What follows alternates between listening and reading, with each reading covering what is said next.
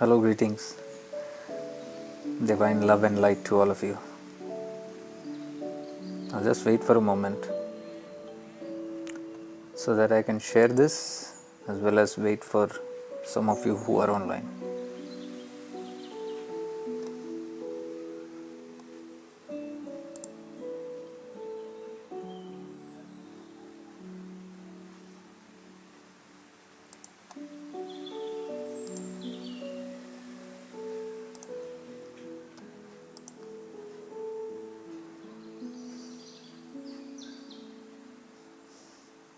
अनिल जी कैसे हैं?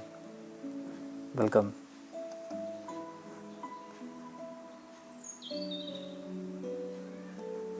Anita ji प्रणाम्स.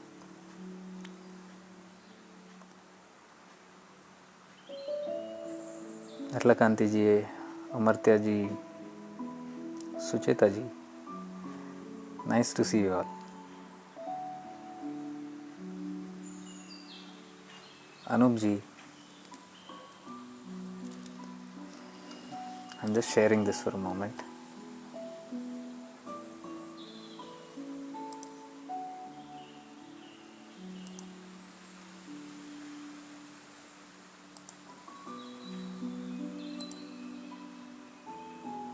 Greetings to all of you. Bindu ji, nice to see you all.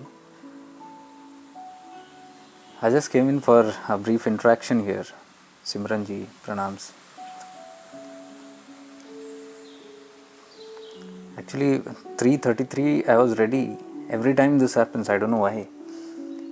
Every time I'm ready and the moment I'm able to going to go live, my cat begins to ask for food.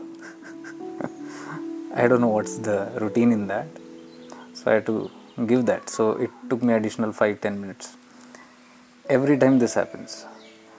Perhaps it senses that this something it senses, and at that moment it becomes little restless. Hey Anita ji, thank you. My hand is much better. I think 90% better. Actually, these bones are very tender here. I realized the pain was not actually of the wound. The grip that it had caught here, and it shook for some time. So the bones had literally got hurt. The bones are still paining actually. Bones are tender inside. I'm not fully able to work, but at least 80 to 90% it's fine. Thank you for asking.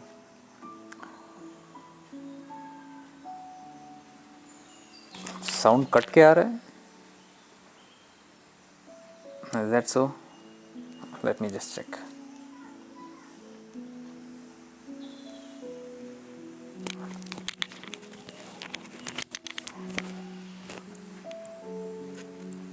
It should be okay now. Just let me know the feedback on the sound.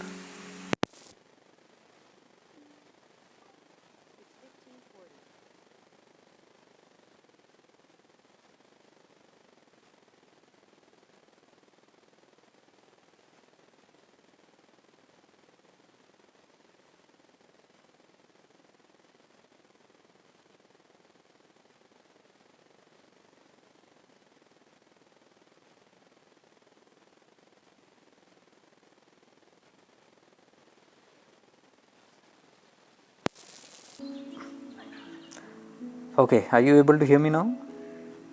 I just shifted a button here. I think it should be right now. Reena ji, pranams. Pradeep ji, pranams. Dheeraj ji, pranams. Sanjay ji, pranam. Yeah, thank you. Okay, I was saying thank you so much for all those who even prayed for me, and those who were concerned for asking about my hand and sent me internal messages and prayers also, and I'm very grateful. I'm touched by your divine love. May God bless you eternally. Yeah, Hardik ji, pranam. Ash, she. No sound. I don't know how is that possible, because some are getting and some are not. Yeah, it should be clear now. It should be very clear now. Yes, thank you. So I was not really in a mood to come and talk about any subject today, because I was in my own world since morning. And I thought then let me just have an interaction, because I am receiving a lot of mails and a lot of messages from your side asking a couple of questions. So I thought let me just address a couple of things. What I'm trying to say is, I only normally answer to questions that are much more deeper on the path. Okay, so most of the time you may not find my replies on things like uh,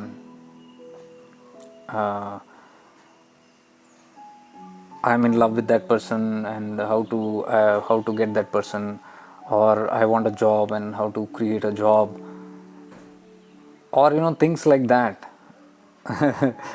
I mean, the entire world is there out for you.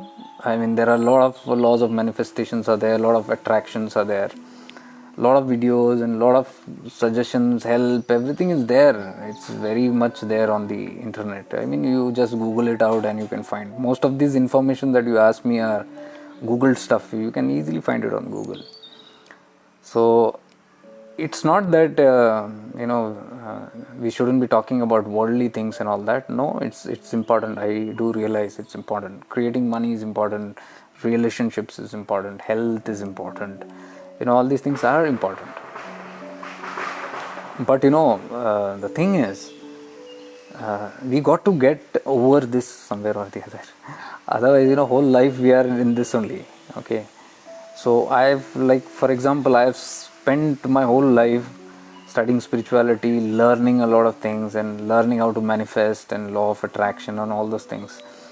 And the paths also which I followed, I see that it works a lot on the work of law of attraction and how to create, because it's needed in today's world. It's needed because until you overcome those simple desires of life, it may become overwhelming. So it's important that you clear off all your main desires. But I'm saying I don't want to spend my whole life again on those same things, because I've done all that in my life, and that's my question. That's my thing that I ask people also. You have done it all your life. I mean, not just this life. You have done it lifetimes after lifetime. You don't remember it, and it's the same old story: creating this, creating that, getting this, getting that. But the actual baat reh jati hai. The main thing, the purpose of our life, the main purpose of our life, it stays back. So if you closely observe my videos, all my videos are towards reminding you. I try to put a reminder always, because I love to be reminded myself. I keep my tools all in such a way that things remind me. It doesn't let me go off the path, because there are chances, however advanced you are, there are chances that the path will you can go astray. However good you are, it's my personal experience. So you got to be very careful, you got to be very connected, you got to be very dedicated on this path of the true purpose of life. I mean, the rest of the things are always all good. You need all those things, you create all those things, you enjoy all those things. You are here to enjoy life. That's so it's all good. But what I'm trying to say is, in the pursuit of enjoyment, we can lose track. And sometimes it's difficult once you get too much pleasurable on the track and you go on the pleasure track. It might be a little difficult for you to return back. And then that is what we call struggle. Most of our people, most of the people who are on the path are not that it's impossible for them, or not that things are very tough for them. Remember this. We all have struggles. So in spirituality, everybody say we are struggling to get on the path. What is the struggle? If you closely check, it is basically on getting connected, getting aligned. Everybody's struggle is that they are getting off the alignment, and somehow they are struggling to get aligned. So all their complaints, all their grumblings, all their frustration is all regarding not getting aligned. It is not that I'm not getting God, or I'm not getting moksha. It is definitely not that. We all are ready to keep moksha little apart. That's okay. But we want to be on that path. We want to be aligned towards that. We want to be aligned toward divinity, towards the Guru Tattva, toward the higher Tattvas. So the moment we realize, consciously or subconsciously, that we are somewhere deviating off the path and बात नहीं बन रही है, there is where the struggle comes in. Then all the struggle is to come back to alignment. So whatever everybody, many of you write these emails, this is not happening, it's all your struggle to get aligned.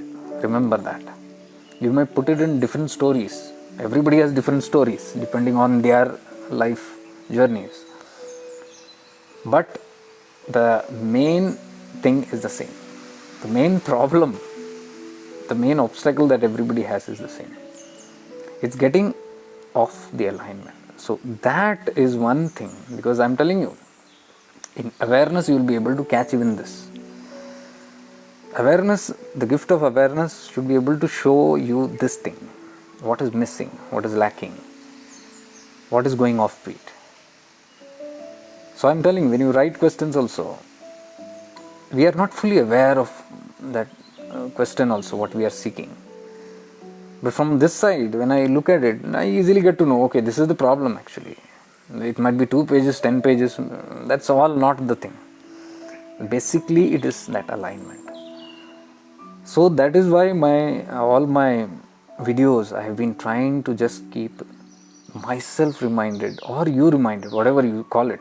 Because when I make a video and I'm reminding, I'm talking about higher tattvas, I'm talking about connections, alignment, and I'm discussing with you or trying to make you connected, in that process I get connected. So it's a double work. It's not that I'm doing it only for one side. No, it's for my benefit also. So we both benefit in that manner. That's why I love making these videos. It helps me stay connected. So this is what I'm reminding you. All these videos are just to remind us of our true purpose. So whatever pursuits you choose in life, whatever you want to do, go ahead and do it and enjoy life. But never think that let me go and enjoy life and I'll come back.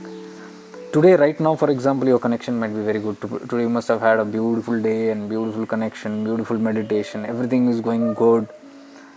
That is the time the mind will haunt you, or it will try to put some pills into your head, saying that, okay, now since everything is fine, taste this, taste that, have a little of this, have a little of that, little pleasure in this, little pleasure in that, little more desire, this and that. And when mind goes little, sometimes we are confident. I don't call that confident, I call that overconfidence. Overconfidence is, okay, I have got that connection, I have got everything aligned, and okay, I won't forget it. And then when you go and into some other pursuits which is little off track, you'll see that after some time you have gone somewhere else, and then you're trying to get back into that same mode which you were enjoying some time back, and then it's difficult. I've had many people who say this. Hey, this is my personal experience also. So what I'm trying to say is, why not be aware of this thing right from the start only, instead of distracting yourself away and then having all the painstakingly you come back again this side. It's not needed. Getting it? So just give me a moment. I just want to share this video. I was not able to share this.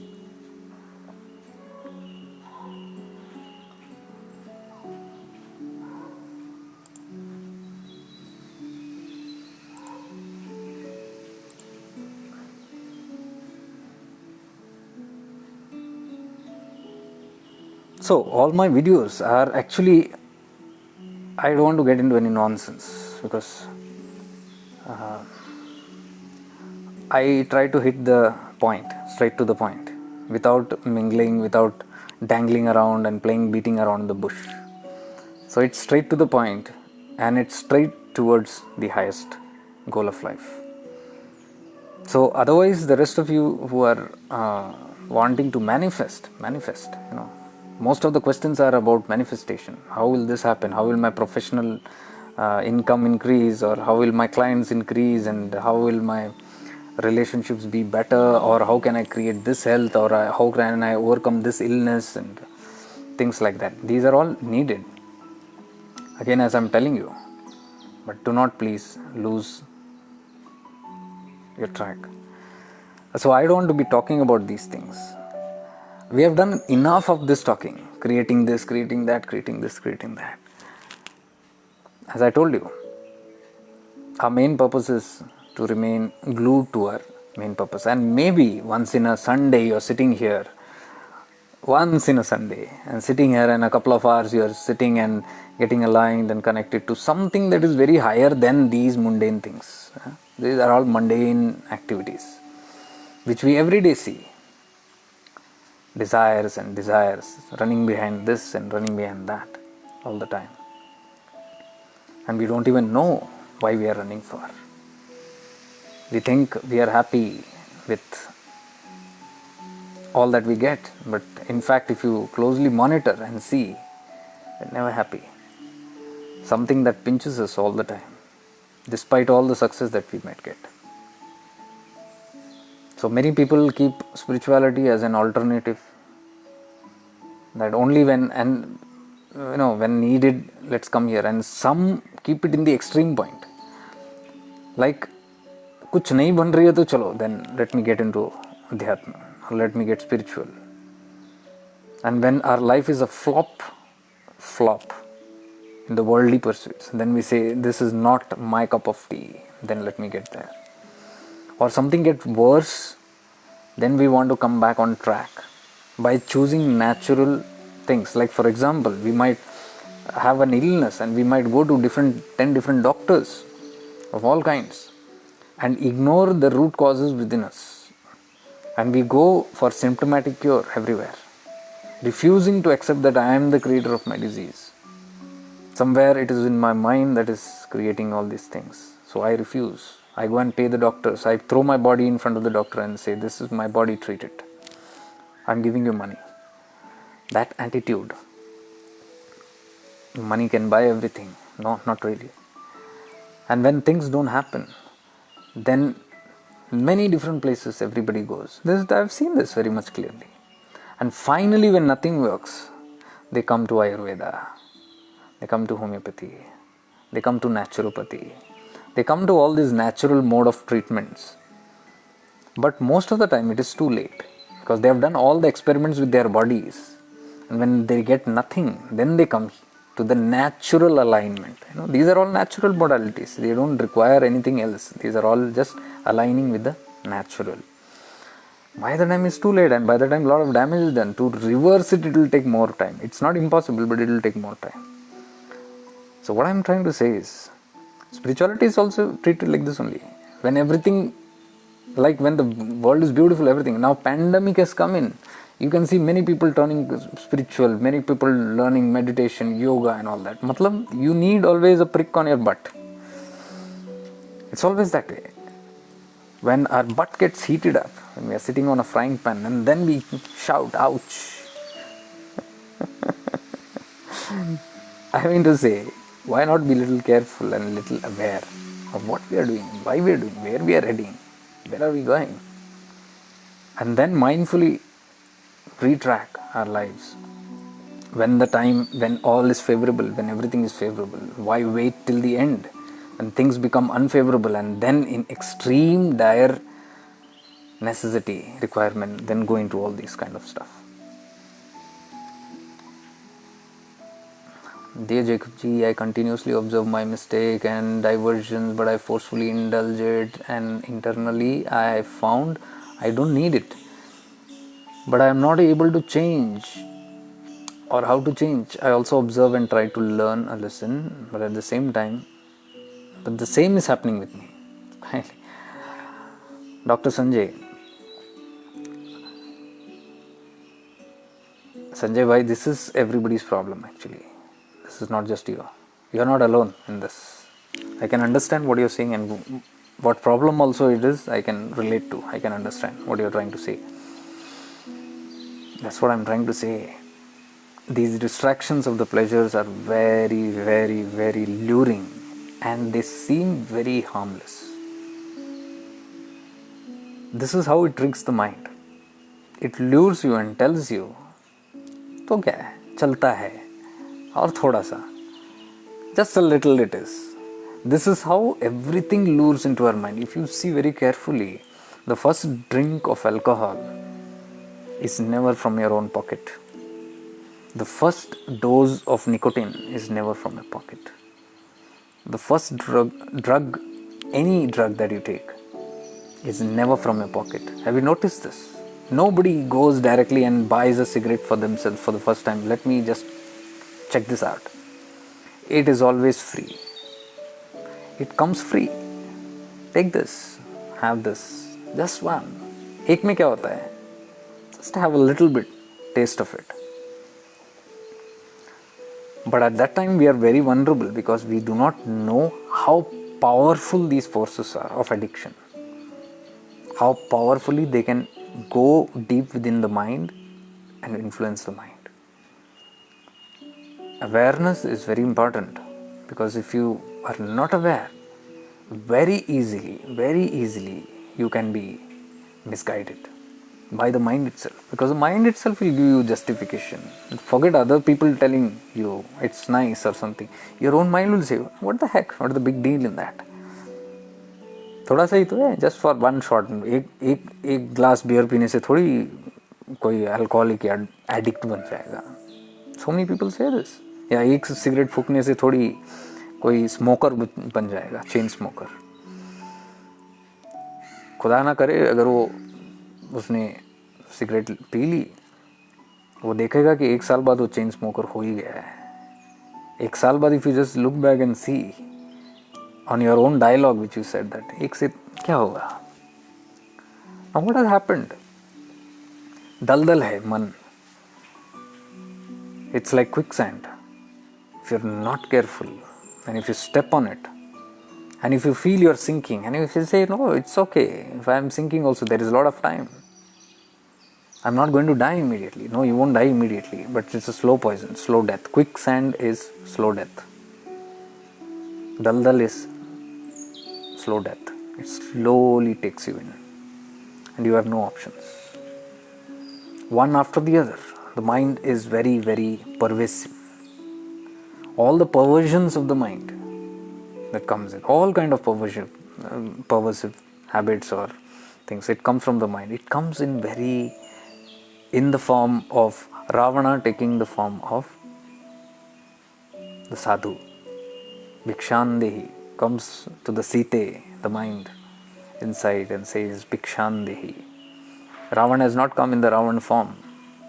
It has come in the form of a sadhu. Sadhu is sattvic. So sometimes thoughts enter very sattvikly. It enters very nicely, very humbly, very calmly, as a very saintly and divinely. Also, it can happen. It's all fine. This is what Lakshmana told Sita. Ma, don't leave your awareness. Lakshman Rekha. Stay in your awareness. Very important. Because the moment the awareness is not there, anything can take you. Whoever it is, even a person like Sita, Ma Sita, however divine, it shows these are all the scriptures that are telling us the examples that you can be pulled apart. Whoever you are, it doesn't care. The enemies of the mind doesn't care. The Ravana doesn't care. Roop badal ke, rang badal ke. It will come in different forms. You got to be very aware. So never fall in for the mind's own trick, own mind's trick. Whenever you feel that, oh, it's okay. No, it's okay for now, but slowly you might not know. You will not even know how slowly आप धंसते जाओगे उसके अंदर. I've had this very close encounters with this, observations with all these kind of habits, especially smoking and all, where I've quit for 8 months. I quit smoking. And then I'm at a joint with friends and everybody is telling me, P ले, क्या होता है उसमें? I say, no, I've quit. अरे एक से थोड़ी तू ये हो गया. Now if you have quit for 8 months, 8 महीना तुमने छोड़ा है, तो एक पीने से थोड़ी तू अभी लड़खड़ा जाएगा. Now somebody is pampering your ego there. And my ego gets strong. Yeah, मैं थोड़ी लड़खड़ा जाऊंगा उसमें. Just with one cigarette, I have held myself for 8 months. 8 months I've been in control. 8 months I've been a good boy. So if I can do it for 8 months, I can definitely. Be very careful of such thoughts. These thoughts directly play with your ego. So if you're not rooted in the ego, in the awareness, in your consciousness, but if you're rooted in your ego at that time, very quickly you will fall for it. Why you will fall? Because you're rooted in the ego consciousness that time. So if you're in the ego consciousness, you'll immediately get flattered and pampered and say, okay, yeah, what can happen to me? And that thought will be like a Ramana. It will not come very ferociously. It will talk very nicely with you. I'm talking about your own mind, huh? No, not anybody else's mind. Cunning, the mind is very cunning. And when you are not keeping it where it has to be, the mind, then it becomes your biggest enemy. Lord Krishna reminded Lord Arjuna that mind is your best enemy and mind is your worst enemy and your best friend at the same time. Because Arjuna asked him, who's my best friend? He said, mind. Then who's my enemy? Mind.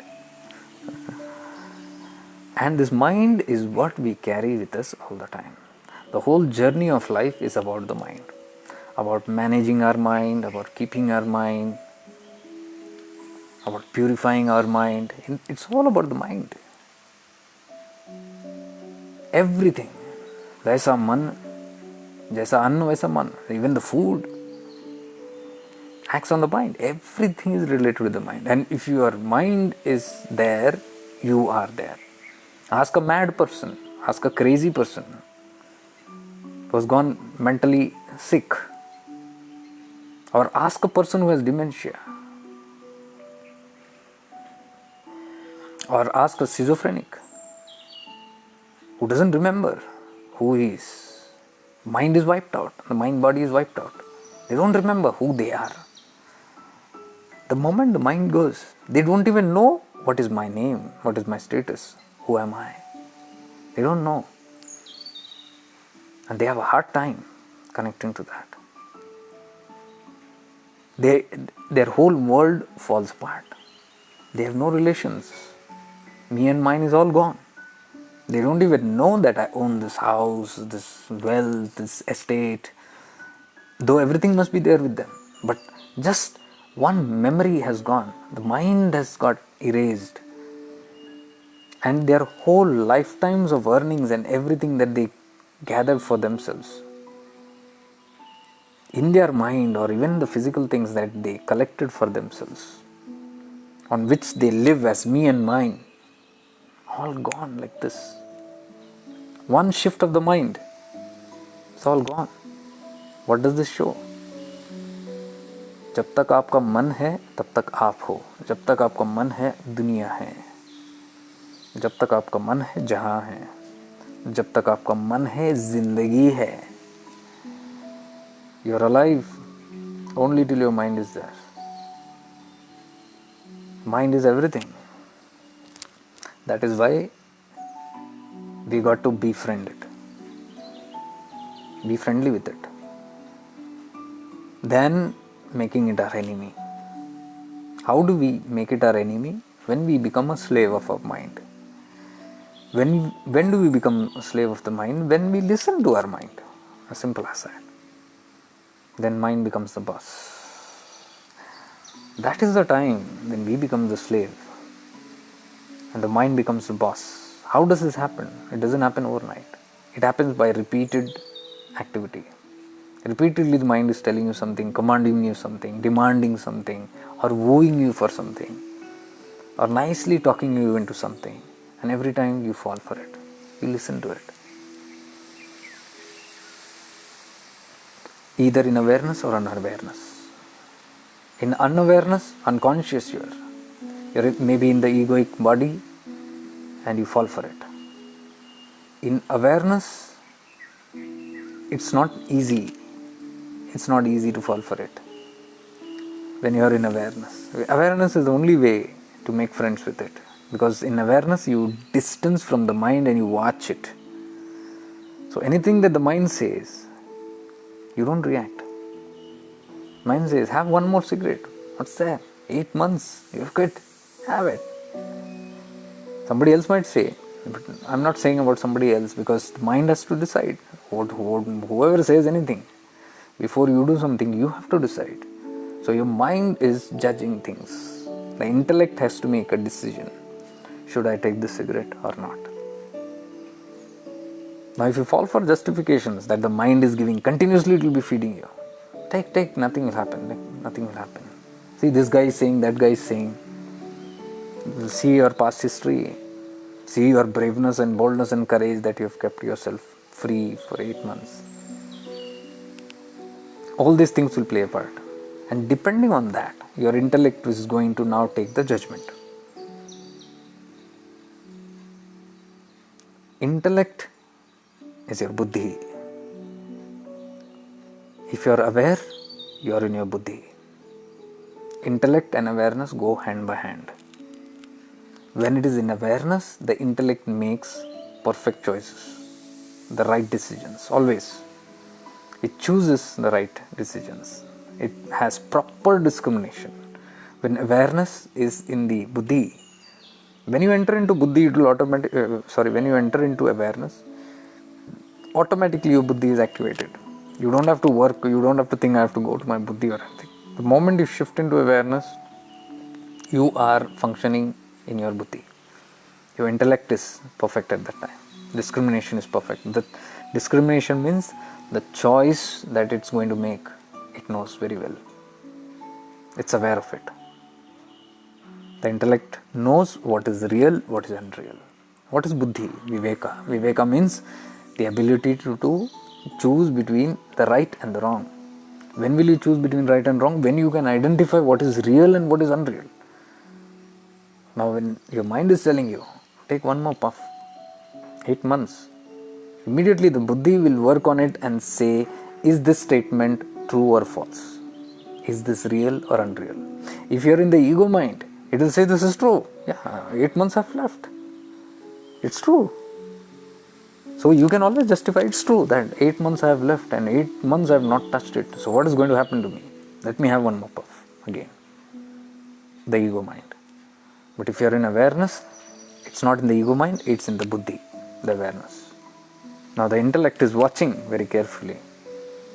What? 8 months? Nothing. Take one more puff. It will say false. It will say false because it's an addictive process. 8 months before also, you started with one puff. Whenever you started this addiction, you started with one puff. That time also you were safe. And if you are really safe with one puff, then why did you land into addiction? Though it is a false statement. The buddhi will identify this is wrong. And then the viveka will make the decision. So at that moment you are ready to take the decision saying no. Why? Because you are in awareness. You are rooted in awareness, you are allowing the buddhi to work for you. So that will automatically take decisions and say no. And because you are not in the ego consciousness, the cravings also will be less.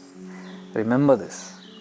When you are in the ego consciousness, in the body consciousness, and then when you are trying to fight that addiction or that impulse or whatever is coming to the mind, it's very difficult.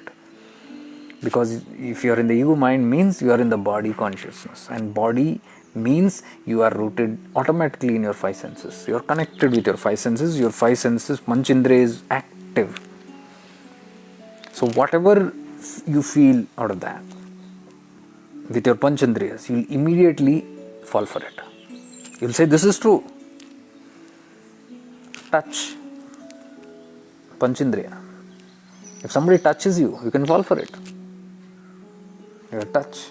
You are in your body consciousness. But if you are in your awareness and if somebody touches you, you are not, you are unconscious literally. Because you are in a different state of consciousness. You see this. When you are in bliss or when you are in deep meditation, when you are you will not have much of body consciousness. At that time, you will not even feel cold or hot. Despite it might be cold outside, but you will not feel cold. The body will feel normal because inside you are in a different state of consciousness. So the external climate is not able to affect your body. Why? Because the awareness is not now in the ego consciousness or the body consciousness, but it is in the higher awareness. So that shift into awareness has shifted from your body consciousness into that consciousness. So the advantage of staying in that consciousness is that the more you stay in that, the less you will be affected by the body conscious activities, panchendriyas. If you are always in a higher state of this consciousness, and then you're looking into the world, you're looking into a lot of things, you're looking into the TV, mobile and all those things. If you are in that state, you'll notice that you'll not have impulses. But if you are not, you'll see that you are looking on the mobile or something and immediately you can get carried away. An impulse might arouse you bodily because you are in the body consciousness, or desires will come up very easily. Any desire, any memories, old pain, old hurt, anything. You look at somebody's photo, oh, this person hurt me, immediately you will connect back. Why? You are rooted in the body consciousness. Indriya, your eye is now focused on that. So this is very powerful. So whatever you look at now, when you are in the body consciousness, it will immediately affect your impulses, senses. But if you are staying in little higher consciousness, at that moment, you look at something, still it will not hurt you. This is the beauty. I'm telling you, if you are in a very high state of awareness, if you are in a meditative state, let's say you ever had a very nice meditation, and you come and when you look at your enemy, you will not feel enmity and animosity. Have you checked this? You check this out. You can't feel immediate. Maybe you might take some time for your consciousness to come down, and then you feel angry about that person. Immediately it will not happen. Why? Because your state of consciousness, you are away from the ego consciousness, from your body consciousness. So the question that you asked, but I'm not able to change, and it needs more of shifting into awareness. The more you are rooted in your body consciousness and then you start to work on it, it's very difficult. You can't fight the mind with the ego. I mean to say, if you have some wrong impulse coming into your mind or something that is wrongly affecting you from the mind, and if you are in a low spirit or if you are in your body consciousness, and then you look at any problem or anything in your mind, it will not give you solutions. It might give you more reactions. It will make you reactive. It will make you react immediately. Why? So whenever there is reaction in your body or in your mind, if you observe very carefully immediately at that moment, where am I rooted? Am I in awareness or not? You will see that you are not in awareness. Because only when you are not in awareness, you can react. So that is the moment we should put efforts and shift. It happens with practice.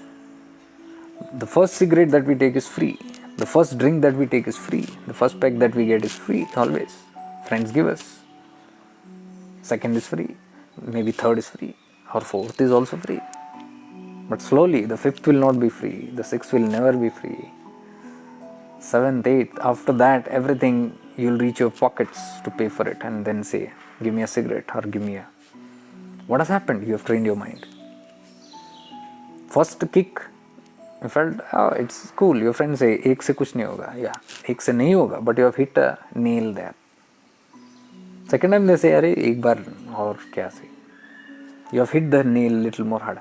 Every time you do a habit repeatedly and your mind enjoys the pleasure, what happens is it registers that memory into your subconscious and makes you feel that when you do this particular thing, when you think about someone or when you do a certain act, this is the pleasure that I got. It becomes a memory.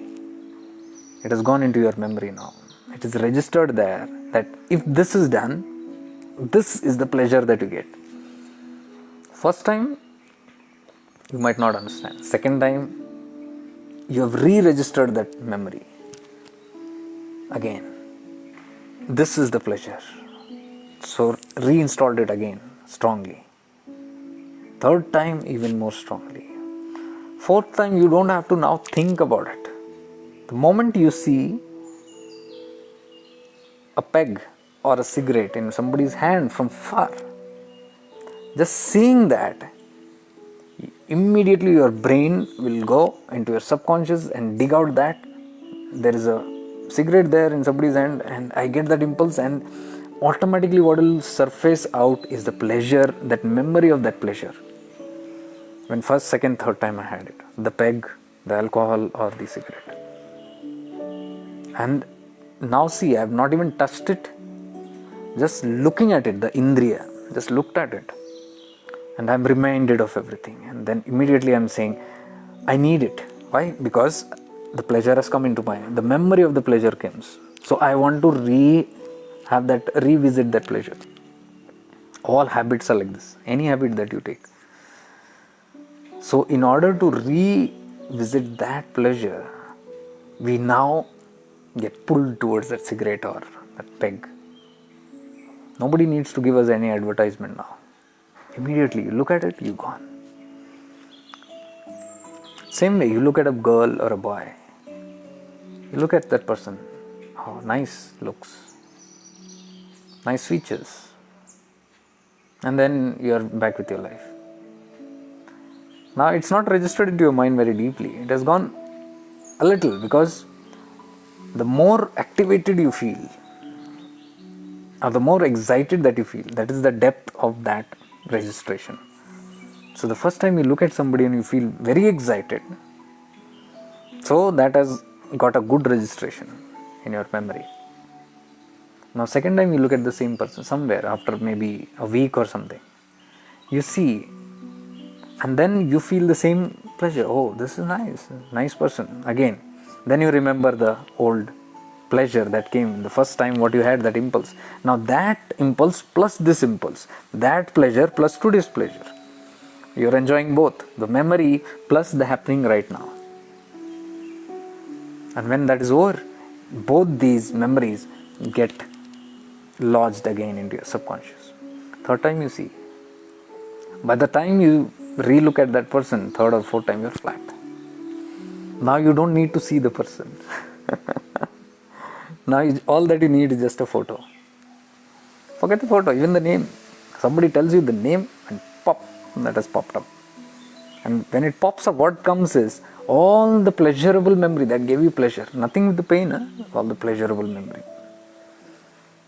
And the pleasure the mind gets while seeing somebody's attraction, somebody's attractive, or the feature, or something that you got hooked on to. You love that. You're eyeing that. You're thinking, you're imagining it very strongly about that person, that feature. However strongly you do that, it is getting more and more dug into your subconscious. That is how you get obsessed with a person that you fall in love with. And then you say, I cannot live without that person. Now this is not a prakriya that has happened just immediately. It is something that has got slowly embedded. If a person is aware, they will be careful. Oh, there's an attractive person. Good, I'm feeling impulse. My body is reacting to it. My mind is reacting to it. But then, if you're in awareness, your ego body consciousness will not work. The buddhi will work on it. Is that real or is that false? Immediately it will scan and it will say, no, it's false. How? Why? Because it will immediately calculate your journey with all the pros and cons. You will study, immediately scan through all the pros and cons.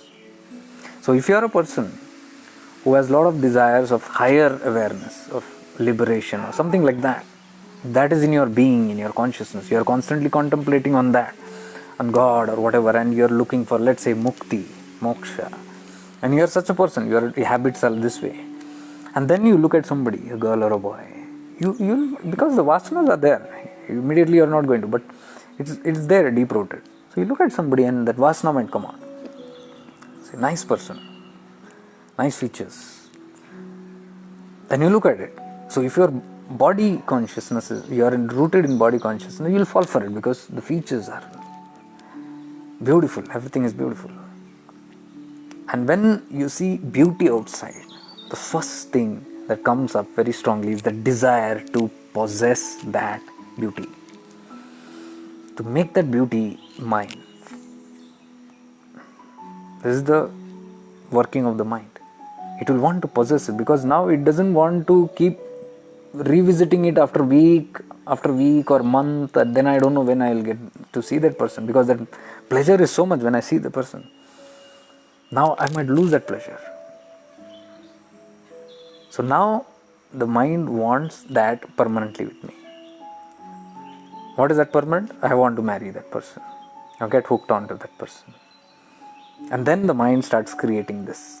I want to be with that person, or that person should be mine. Unknowingly. Superficially we don't know about it. Internally it is all cooking. Deep inside it's cooking. Outside we say, so what? What big deal? Looking at somebody, थोड़ी कुछ होने वाला है, या उसके बारे में एक दो बार देख लिया तो क्या कुछ होने वाला है? बहुत कुछ होने वाला है. बहुत कुछ हो रहा है अंदर, हमको पता नहीं चलता. Subconsciously it's happening. So the buddhi will cancel it. Buddhi will immediately see, and it will study the pains and pleasures that is going to come in, and it will study your whole consciousness. It will reflect from that higher consciousness, your purposes and what you are. Is it worth it for you in your whole conscious journey? It will say false, rejected, not worth for it. Not worth the pain and the distractions and the adogatis. It will immediately cancel it. So if the person is in a higher awareness, they might look, oh, nice features and all that. And then that awareness only will say no. Then there is no questioning as to why no and all that. No, you just move from there. You are back onto your track. You move, keep moving. So you have saved a big deal of price that you are going to pay. One slip is enough.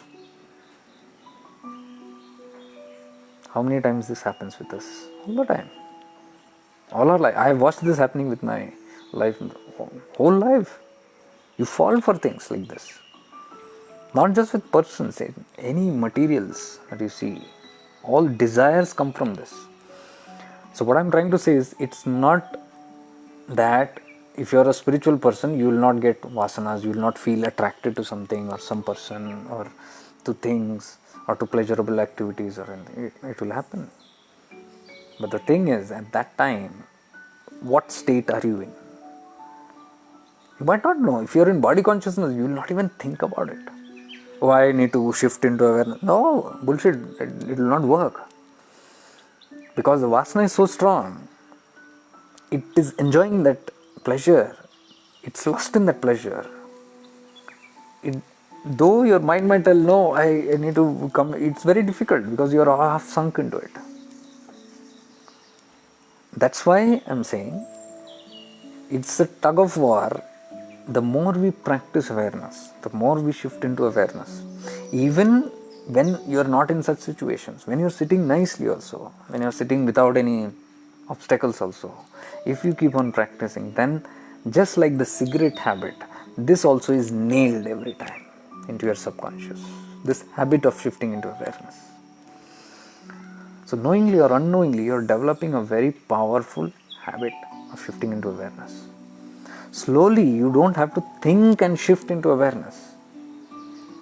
Just like when you're looking from far at that cigarette and you feel all the pleasures that you got. And then now you want to experience it. Same way with shifting into awareness also. The moment you just think about shifting into awareness, you automatically your mind will calculate everything. And it will say, this is worth it than that. But it will not happen immediately. If I have not practiced, it is not going to happen. That is why many people say, I have tried, but it's not happening. No, you should first embed it into your system. Like you have embedded all the habits into your system. That's very important. But you have to make that connection, that awareness. I have explained it so many times. Again, we are falling for one mistake is when a problem comes, we want to shift into awareness. It will not happen. And then we say it's not working. What I am trying to say is, what have you or what have we been doing in the other times? Have we sincerely been practicing into awareness? No, we have not. You ask this question and see. Have I been doing it? How sincerely have I practiced? How much in 24 hours? How many hours, how many minutes have I spent in real awareness? If you ask this question, you will see that you have not done it. So imagine in 24 hours, we have not even been 1 minute awareness we have practiced. And then when some big problem comes and then we try to shift it, it's not going to happen. That's what I'm trying to say. Shifting into awareness is a process that you need to build up slowly. When, with all opportunities, you don't need one particular technique for it.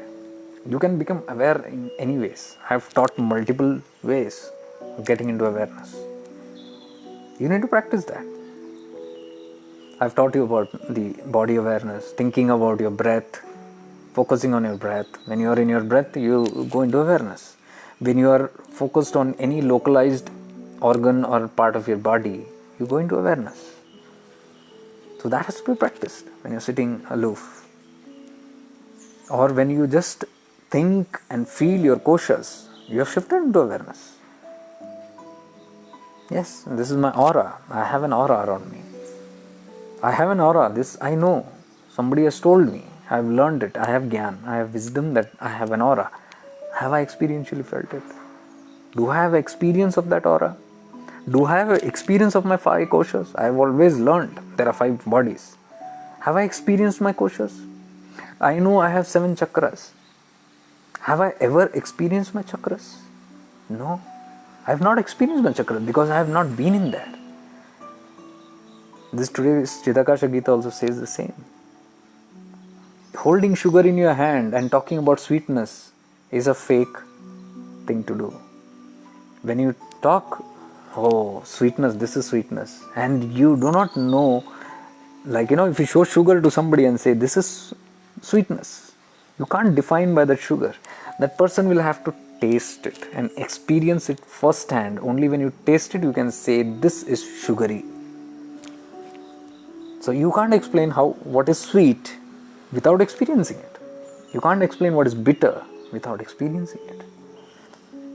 That is why I always say, anything that we speak of and anything that we are talking about, we talk so much about our chakras, our nadis, our 5 subtle bodies. We talk about all these things.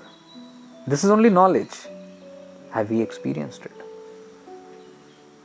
Experiencing and then talking about it is something else, because there you have the conviction that this exists in me. There is this.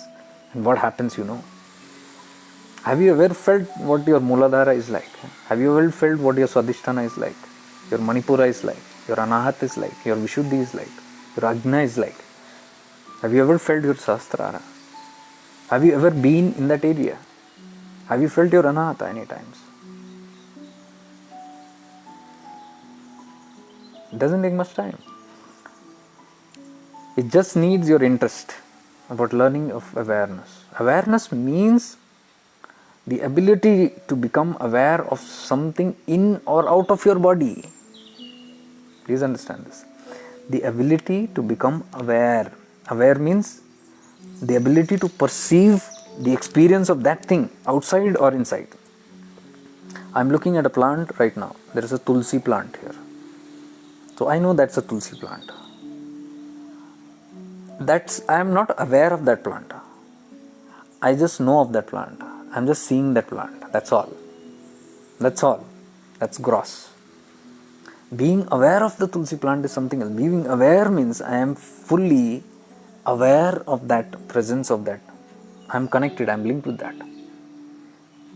So it is the ability for me to perceive that tulsi plant in its entirety.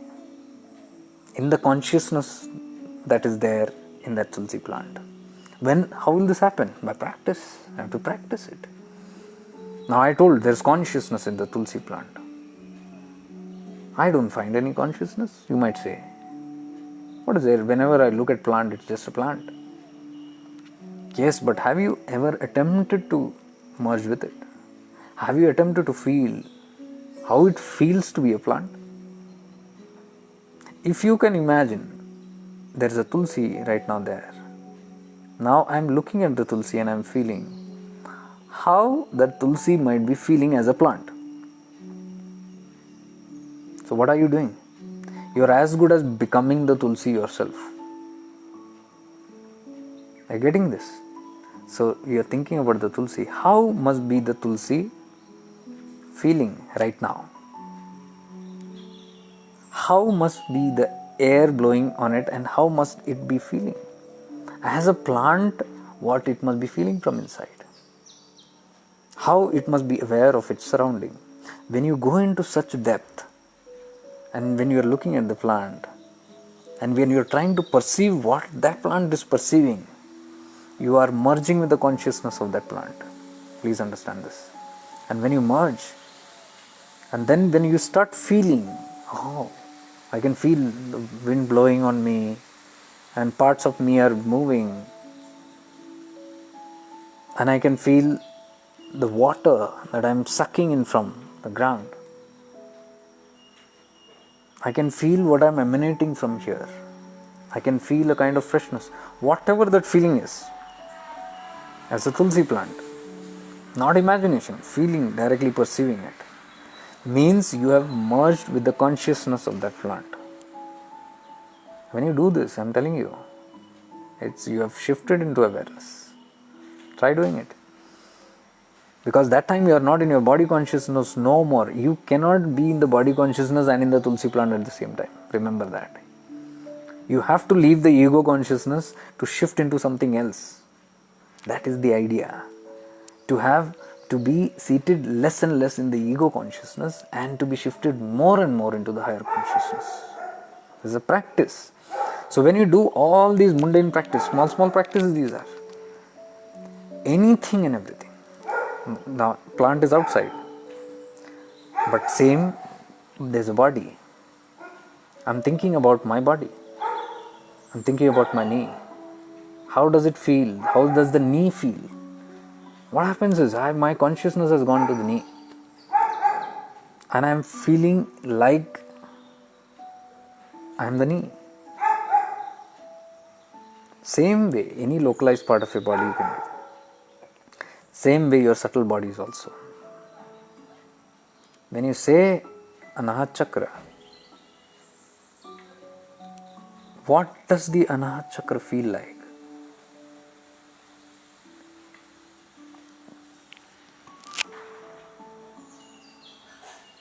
Those who are in awareness right now may try to shift and see what does the Anahata feel like.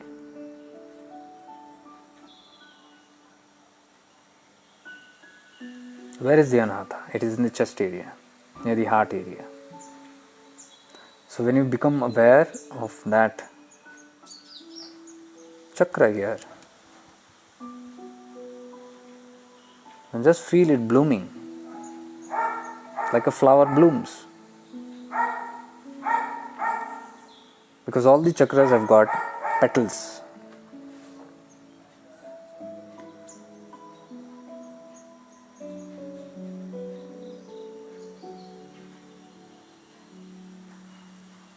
Just feel it and see.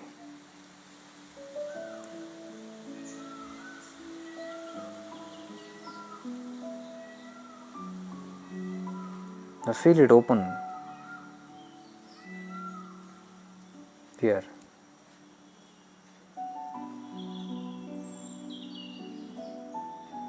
And feel it shine and glow, emanate energy. Means it is being activated. This is how the chakras are activated.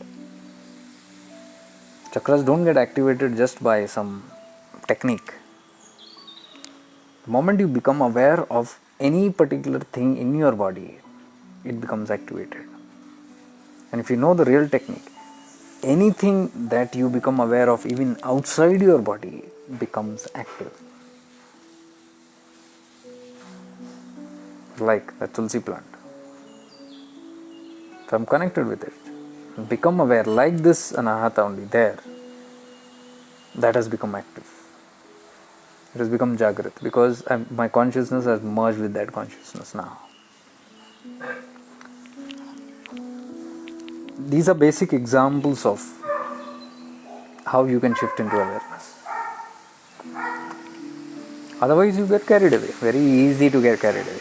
Like, for example, right now I am talking a lot of important things of higher awareness. How many of you are hearing the dog bark? How many of you felt what an irritating dog this is?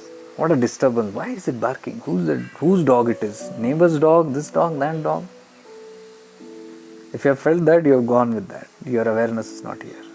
I found one mail come to me stating that all your videos are in good awareness and heightened consciousness and everything. I enjoy it and everything. But let me tell you one thing. I don't know if only I am having this problem. Every time you are speaking something, there is a hissing sound. And then when you stop, there is a pause, I can hear the music very clear. So there's a kind of resonance that's happening. There's a sound, hissing sound that's coming with your voice and then stopping. At the same time, I hear a lot of rattling. I hear people speaking here and there. Some voices mumbled or something. Somebody is gossiping or talking something. Then I hear a lot of bird chirping sounds and I hear the dog bark and some vehicles passing.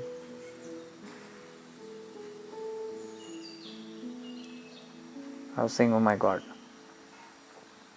why was this mail written to me? First, you are appreciative of that presence, of what you are experiencing, that presence, and say, oh, wonderful, this video is a nice thing that has elevated my consciousness and I'm benefiting out of it. But then you are with the small things, minute details like dog barking, this sound, that sound.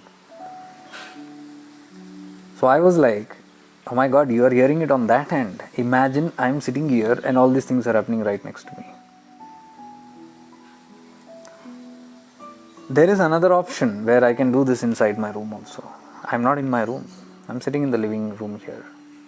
I can do it inside also. And there is very less distractions. But our purpose of awareness is not to run away from the distractions. Remember this. In mindfulness, in awareness, what we practice is, I'm telling you, even the meditative processes that we have, I encourage with the eyes open. I tell you to keep your eyes open, the indriya open, the sight open, and then go into a meditative state. Imagine how challenging it is.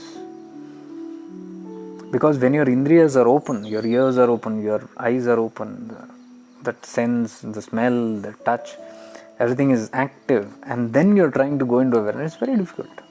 That is why people shut down one by one.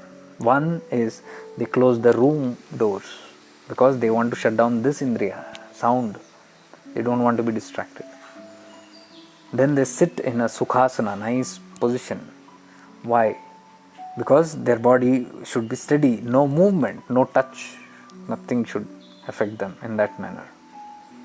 You burn up incense sticks, agarbattis, dhoop. Why? Because you should not be distracted by any other foul smell or any distracting smells, but nice smell. And then finally you close your mouth because you don't want to be affected by the taste, and then you close your eyes because you don't want to be affected by the eye. So when you close your eyes, you can't see anything, so there is no distraction. So one by one, what you have done is you have cut down all your five senses one by one by all these methods, techniques, and then you try to focus your mind. Whereas here, I deliberately sit here where there is a lot of disturbances, and there are people, if you have seen in the videos, there are the courier guy is coming, or there's a cat is coming, or somebody is coming walking here and I'm interacting with them, or sometimes looking out. there are some distractions out there. That's all fine. This is how life is supposed to be meant. Being in the world, being amidst all these things, but still being connected. Yogas Kuru Karmani is what? What Lord Krishna told Arjuna. Yogas Kuru Karmani means always be connected while you're doing your duty. Now, duty might be anything that you're doing. So much of work that we do in the world. If we go into this habit of shutting down the doors and shutting down this, putting on the agarbatti, sitting in sukhasana and only doing this, what will happen is, you won't be able to go into Yogas Kuru Karmani. Because then you'll say, oh, how can I get connected? There is so much of disturbance in this noise, in this office. I can't do my work because I'm distracted by the sight, by the ears, by the touch, by the senses. And then you let it go. So you have lost opportunities actually, because you have trained yourself that I will go and become meditative only when I close the doors and I sit in a corner and ensure that everything is shut out. This is opposite. I tell rather do it while you are in the distractions. I would even suggest practicing awareness in crowded places. The only place I say don't do it is while driving. Do not practice this while driving. It's very risky. Do not do it. Do not do it. Do not shift into awareness or practice awareness during driving. Actually, during driving, it is the best thing if you are in awareness, but people might not understand it. When you try to shift into something, you might lose track of the actual body consciousness and this, and it's not good.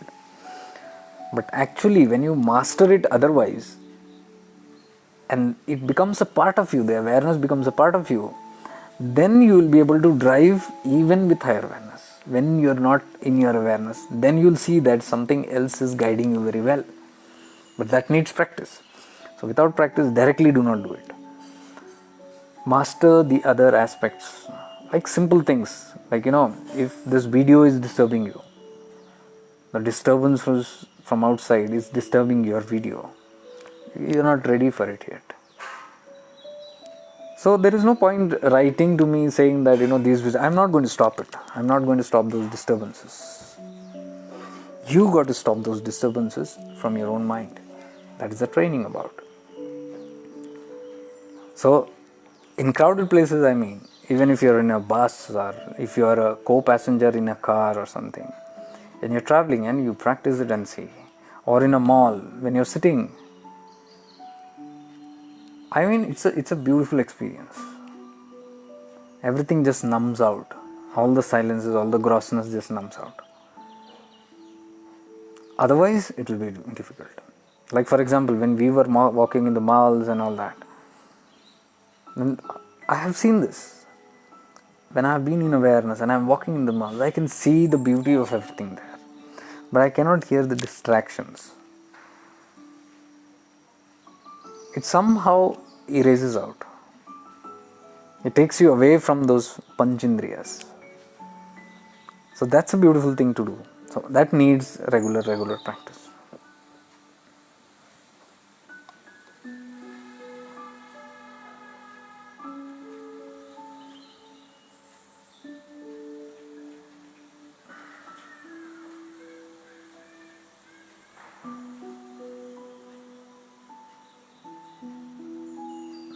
I'm just seeing that message that came in.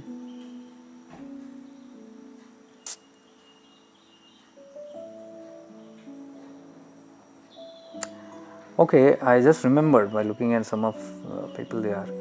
I would like to thank you. I'm very grateful and thankful to all the contributions that you sent.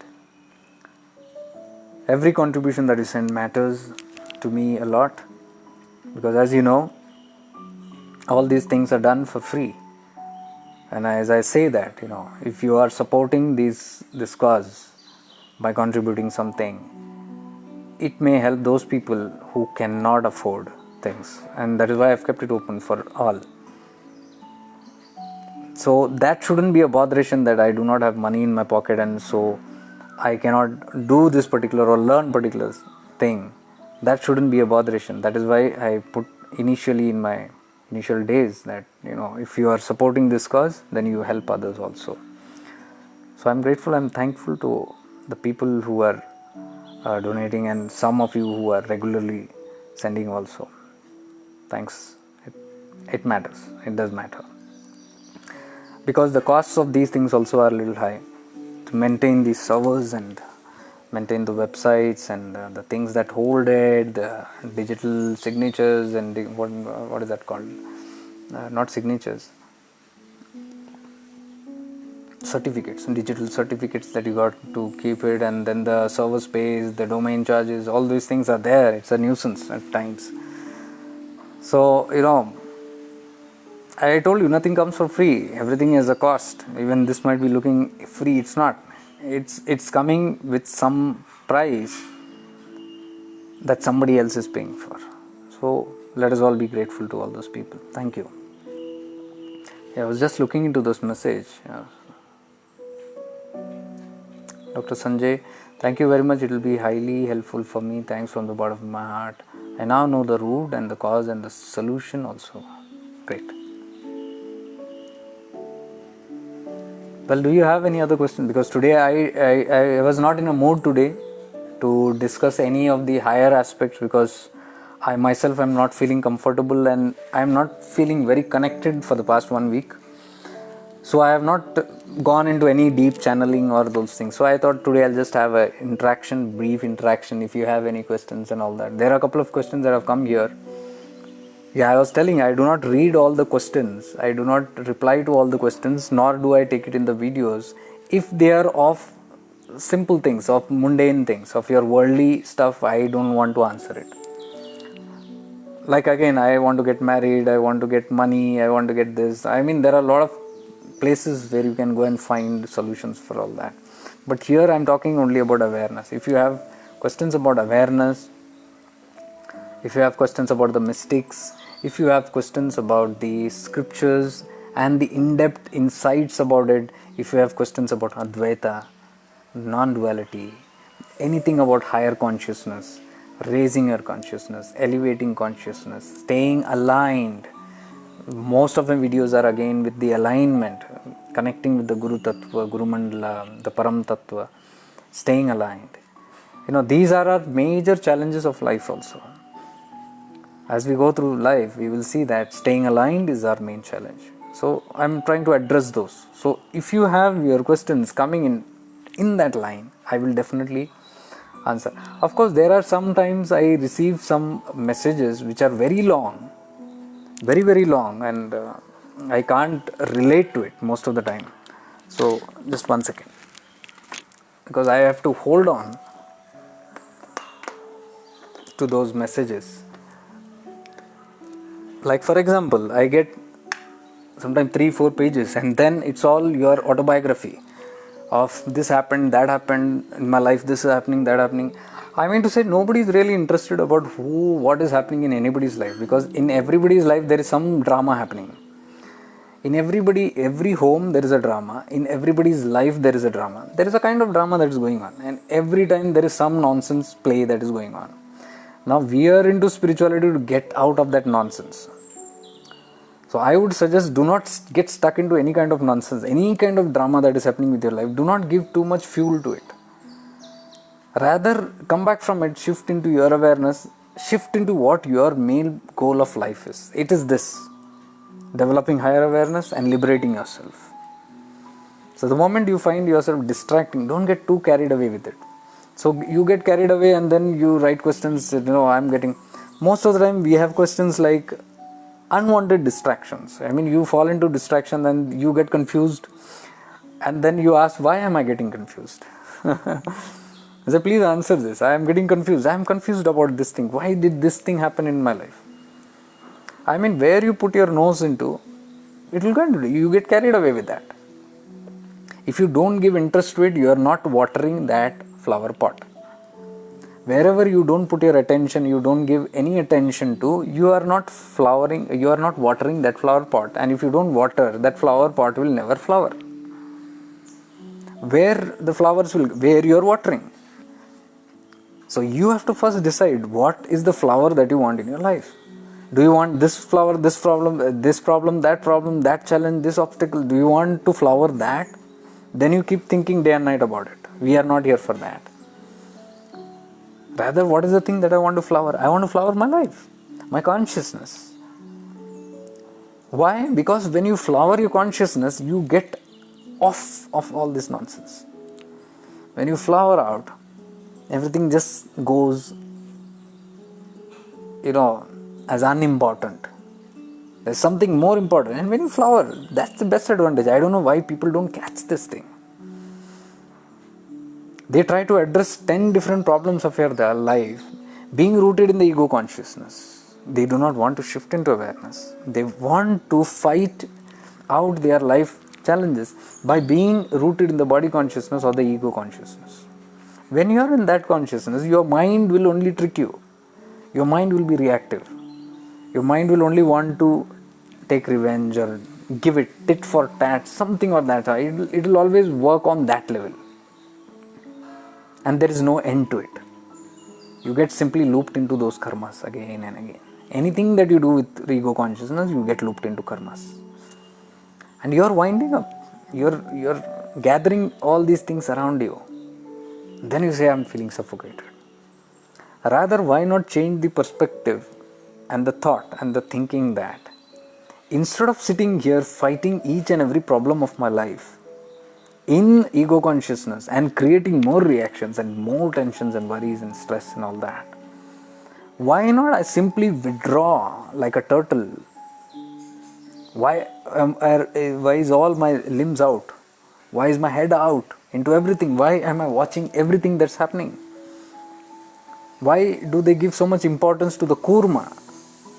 The kurma is the turtle in spirituality. Kurma is tortoise. Tortoise means it knows how to stay withdrawn.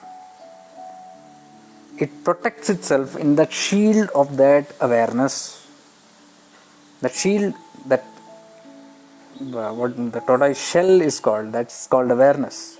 So when it withdraws, even the Bhagavad Gita talks about this. Tortoise ke jaisa, you, like a kurma, you withdraw all your senses and stay connected.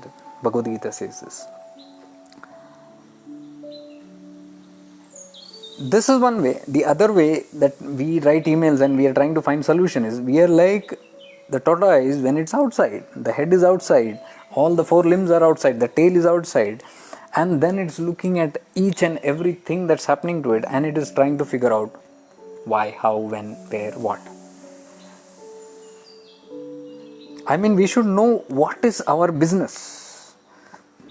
Our business is not in all these kind of other people's business or all the unwanted business.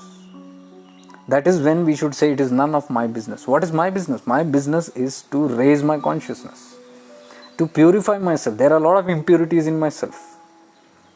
My aim should be to purify that rather than look into others' impurities.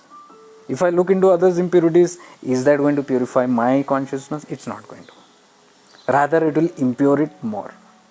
There will be more impurities that I am gathering from somebody else's and I put it into my consciousness. Unawareness. So is that better? Or is it better like a kurma, you stay withdrawn? Stay withdrawn doesn't mean disconnect. Please understand this. Many people say if you withdraw means disconnect. No, you are not disconnected. You are connected. You are living your life to the fullest. You are doing your work. You are doing your activities. You are doing all your chores, your responsibilities, whatever it is there, whatever you need to take care of, you are handling everything. It's there. But it is only for that moment, like a tortoise. You put your head out, your hand out, you do that work and then you again withdraw back. Once the work is done, you withdraw back. Once the activity is done, you withdraw back into your actual nature. When you practice this, what will happen is you will avoid a lot of nonsense that you will otherwise get. I'm telling you, you'll just stop gathering nonsense, including this mobile thing. Unwantedly we are putting into our mind so much of stuff that we are gathering, we do not know. We say, thoda dekhne se kya hota hai? If I spend a little, anything is going to, nothing is happening to me. I'm feeling happy, and you don't know. Your subconscious mind is catching it, everything, and making imprints, and this is called psychic impression. This becomes your sanskaras. Sanskaras then becomes the vrittis, which then becomes your vasanas and tendencies. Before you knowing it, you are stuck into it. So is this better? This is unmindful living. This is a life of unawareness. This is unconscious living. What makes the difference? What is an awakened person? Why a spiritual person is known to be an awake person, and why is a non-person known to be a asleep person? Those who are unawakened, who have not awakened their kundalini, their chitta shakti, their consciousness is not rising at all, will find themselves rooted in the Muladhara. The consciousness is in the Muladhara. So all the attractions will be towards the worldly things. And when you are rooted there, your ego consciousness, you will find everything pleasurable. You will find everything wonderful. You will find this pleasure, this good, that good. You'll enjoy. You'll enjoy good movies. You'll enjoy good telefilms, teleserials. You'll enjoy good apps that you play on your mobile. You'll enjoy the good food that you eat in your home, outside your home.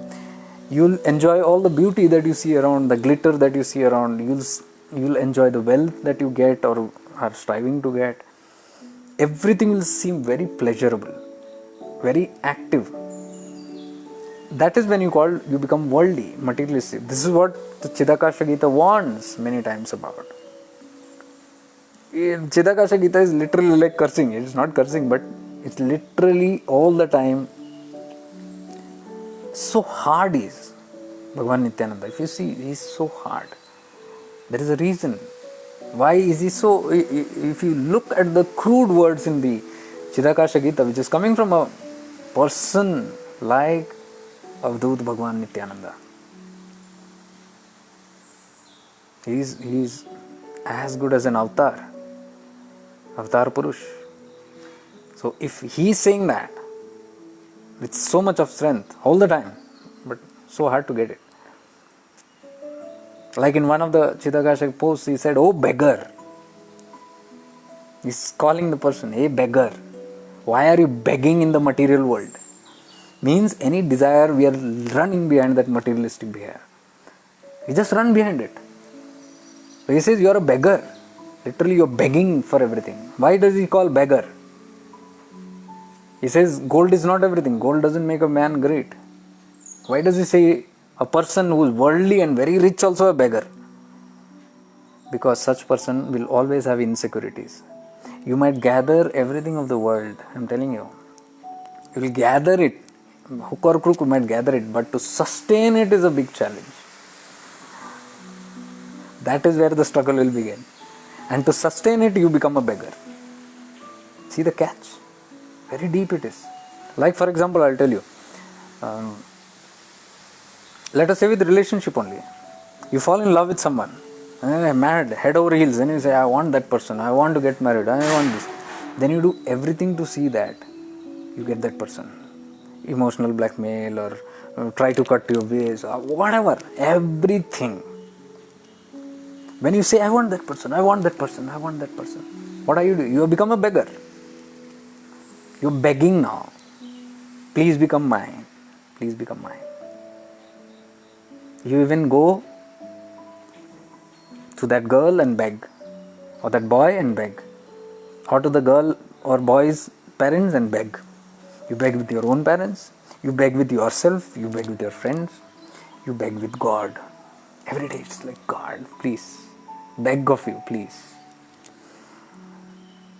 This is why the Chidakasha Gita says, oh beggar. And then what happens? Hook or crook, you might get something with the ego consciousness. You might even win over or whatever and then get married or something. Now, you have possessed that person, little I, whom you are obsessed with. Now you have possessed that person. You are in the custody. That person is in your custody. And you say, this is mine. And finally you say, I have won this person. I've got married or whatever. And then you are in the seventh heaven. But I'm telling you, the mind is telling that if I win that person's heart, and make it mine, I will be the happiest person in the world. True. But if you are the happiest person in the world, why are you not sustaining that happiness? That happiness is not forever, if you see. All the people who have got married in such ways, you see, any relationship you see, the best of romantic relationship that you see, चांद तारे तोड़ लाने वाले सबको देखो आज क्या है. After a certain time, it loses glitter because that is not permanent happiness. It is only a mirage of that happiness. It is just glittering in the water, and you feel the water is glittery. The water is so shiny. No, the sun is shining. You see, the water is glittery, glittering water. Let me collect it in a can and take it home. It is glittery water. You collect it and then you see there is no glitter. Oh, but I saw there. That was a reflection of the sun that you saw. So anything that you see in the worldly desires is nothing but a reflection of that supreme happiness. That Satchidanand which is there is reflecting itself in Ananda. Satchidananda, in reflection it sounds like Ananda. Ananda means happiness. So I want to get that happiness. So I run behind that happiness. This is why it is called Maya. That is not real. It is just a reflection. If it was real, then you should have got that, achieved that. So why is the person who marries and gets connected with that person and wins that person's heart not being able to sustain that happiness forever? It is a very limited, short-lived happiness. And then Chidakasha Gita talks about the same. Bhagavan Nityananda says like this: "Oh beggar, stop begging." Means now that person has won the heart and has married or whatever. Now the whole time, or not even married, committed, let's say, he is the one, won the heart, he is happy, I have gained, I have victory.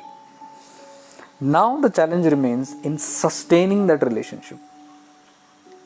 See, there is Brahma, there is Vishnu, there is Mahesh.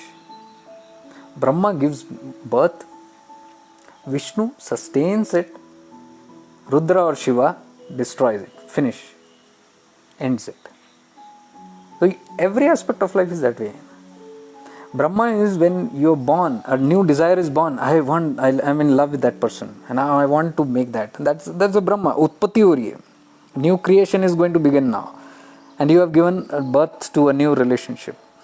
It's born, and then you achieve. And when you achieve, now the next is Palan. That means you have to now sustain it, Vishnu. And Chidakasha Gita says Vishnu or Hari is Maya. The main Maya is there.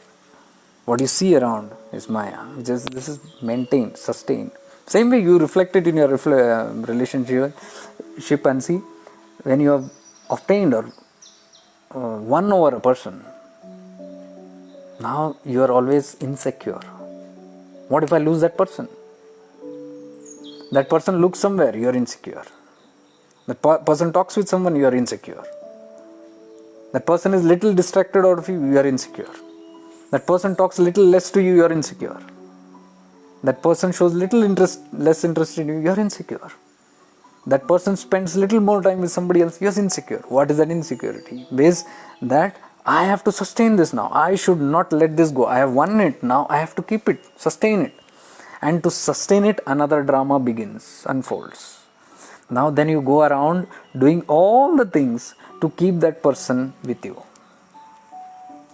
Are you getting my point? Then the whole struggle in the mind and life is to keep that person happy, keep that person favorable, keep that person always attracted towards you. And then you do all the things to maintain that relationship. You bring all the changes or whatever. And there is so much of conflicts in that. There is so much of struggle and pain in that. Because a person cannot be themselves. You got to change yourself. For example, that relationship is going sour, or that person is getting attracted to somebody else. It's just a committed. I feel now I'm going to get married and committed. But I'm seeing that, they're talking more to that. What is in that person that is not there in me? Oh, good looks, good health, or wealth. Oh, wealth. I don't have much wealth. That person has wealth. Maybe that is why. Then now my struggle is to achieve wealth. Seeing the stupidity of it? I run now behind because now it's a competitive nature. Why am I running behind wealth? I don't have interest in the wealth. Why? To sustain this relationship, to save this relationship, I'm running behind wealth. Or maybe not wealth, it might be health.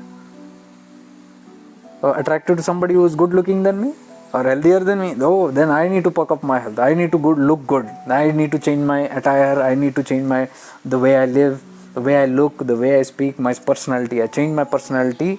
Why? To save that relationship. It is a constant mess they are in. And every time we are doing that, what are we doing? We are begging for that person to stay. I hope that person will not leave me. Means what?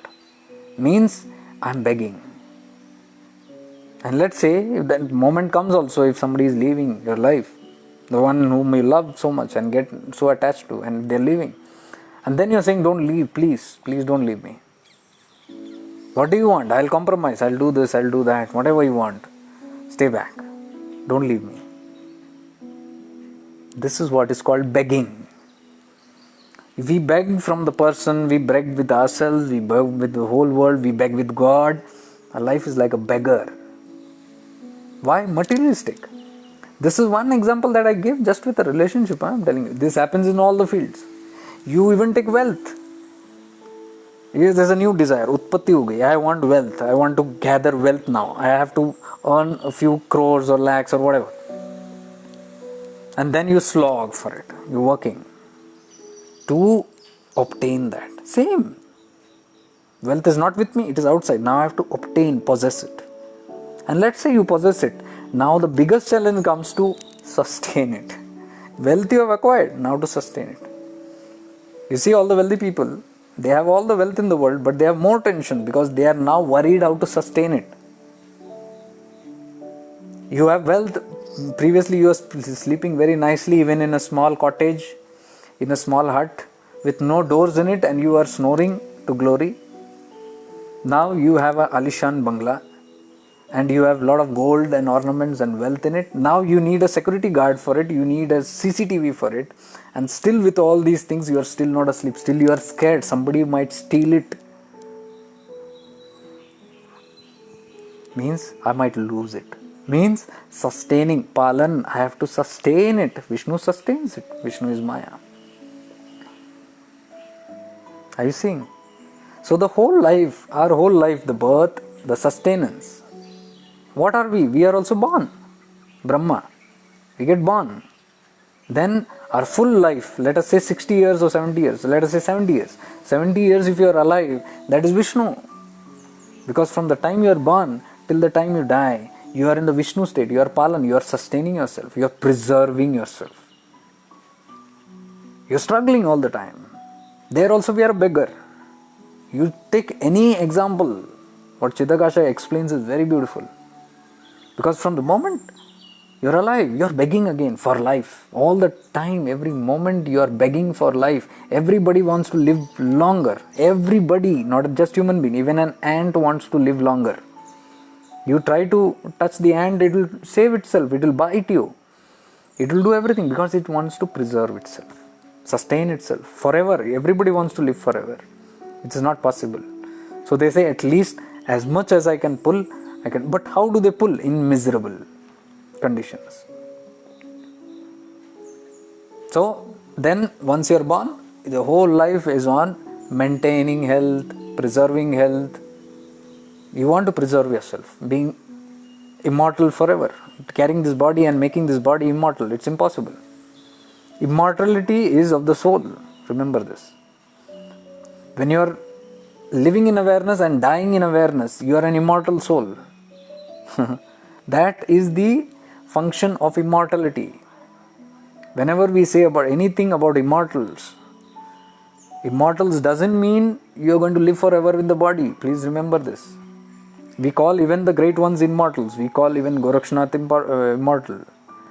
We call even Bhagavan Nityananda immortal. But where are they today? They are not in the physical body, but they are immortal. They are alive even after they are dead. That is immortality. So we should have that thing also very clear, immortal. But in today's world, immortality means people think that I have to make this body immortal. And the whole kaya kalp system, if you see the whole rejuvenation system in Ayurveda and everything that you see, especially with the kaya kalpa, is all to maintain and pull on with this body. Why? Why? It's not a wrong thing. When you pull the body for long, it's not a wrong thing, huh? Because even the great Siddhas did it. The great Avdutas did it. Tirumularji lived for 3000 years. Why? How? Kaya kalpa. Bogarnaji also lived for 5000 years. How? Kaya kalpa. They did everything on their body to extend the immortality of the body. Why? But the purpose between the main goal of their why and your and mine why is different. That is what makes it different. They are true immortals because they wanted to sustain this body to finish their final goal of life. All the yogis who even do parakraya pravesh leave their body and enter into a young body again and sustain life. It is not out of greed for life. They are doing it so that they can fulfill the unfulfilled tasks in their yogic journey. All the great masters like Tirumular and all, they had great purposes. They had selfless purpose for the world. They had not achieved that target. So they sustained that body. Not for themselves. उनको तो एक इच्छा नहीं थी. They never had one small ichha of, let me have this flower for myself. Absolutely nil. No ichha at all. Whereas when we in this world talk about immortality of this body, what do we say? We want to pull this body to 100 years, 200 years, 500 years. Oh, wonderful. Everybody is struggling today to find out all the methods. Why? And why they don't succeed? Why Siddhas succeed? Why the humans don't succeed? Because the Siddhas are pure intention. They have it for a different cause. Humans are for greed. They want to extend this body so that they can again have more desires. There's a difference. There's a difference that, I live for 100 more years and have 10 more wives. There's a difference. Or I live for more and have more children and grandchildren and then, see their life ahead. Or today I have one factory, two factories, two companies, and if I have 100 years, I'll have 25 companies. These are the kind of mortal desires for which man seeks immortality. It will never happen. So there's a big difference when we say mortal. And mortal life, even if that person extends to 200 years also, even if science achieves that, 200 years or 500 years also, 500 years of beggary it will be begging. There will be no peace at all. And the final purpose will never be achieved. 500 years or 5,000 years, how does it make a difference? It doesn't make a difference. So it's a thin line actually, very thin line. You got to be very careful on that. It all comes from the desires. How much we want to get involved in unwanted things and how much remain with our purpose of life. That's more important. So Vairagya means renunciation. Doesn't mean leaving homes or becoming a sannyasi and doing a tyaga. Nobody becomes by that. It is training your mind and renouncing from the mind the attachment that the mind holds, the cravings that the mind holds. So the Vairagya is here. Developing renunciation, detachment from the things that give you pleasure and pain. Detaching from these objects of pleasures and objects of desires which we feel, oh, today I'm in love with this particular thing or person. If I obtain it, I'm going to get happy. No, you're going to get another big drama of misery. I'm not saying you will get only pain. No, you will get pleasure. But I told you the duality is pleasure, pain, principle. You can never have only pleasure. Pain is a part of it. It will come with it. So if we are ready to undergo that pain for that little pleasure, it's our choice. But the begging will continue. For pleasure, the begging will continue. And to get out of pain, the begging will continue. This is the stupid kind of stuck situation that a person gets into who is not aware of it. Be careful of that.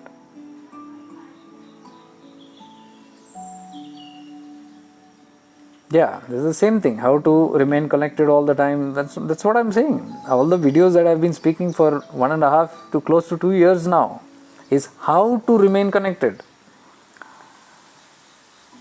So I'm saying we can never have solutions like this. Somebody is talking about higher awareness, and somebody is talking about being connected and blossoming. And when you blossom, it feels so good that you're disconnected with everything. I want to get that state. See, very carefully. This is the same. If you are in the body consciousness and you're trying to achieve this, what will happen is, it is not different from achieving that girl or boy. It is not different from that desire of achieving wealth or status or fame. I want to own that, and then I'll get happiness. This is a body consciousness saying. So if we say, what is the technique to get into awareness and stay disconnected from all this? I need that technique. It's not different. It's the same thing. I need that technique. Because once I get the technique, then I'll work on it. That's what I'm saying. The solution doesn't come like this anytime. You got to work hard for it, because that's your test and challenge of how dearly do you want it. When we want a girl or a boy in our life, we work so hard. When we want wealth in our life, we work so hard. When we want name, status, fame, glory, we work so hard. We even toil our whole life for it. On one particular passion that we want to obtain, we put so much. If somebody wants to become a surgeon, skilled surgeon, they spend years and years of studying. 10 years basic, studying the basic anatomy and the physiology of that, the MBBS. And then after that, skilled specialization. They need to go into a specialization to become specialized in that. So much, almost half a lifetime is spent in their studies. Researchers, scientists, look at them. Half of their life goes in this pursuit. Why? To master that one thing.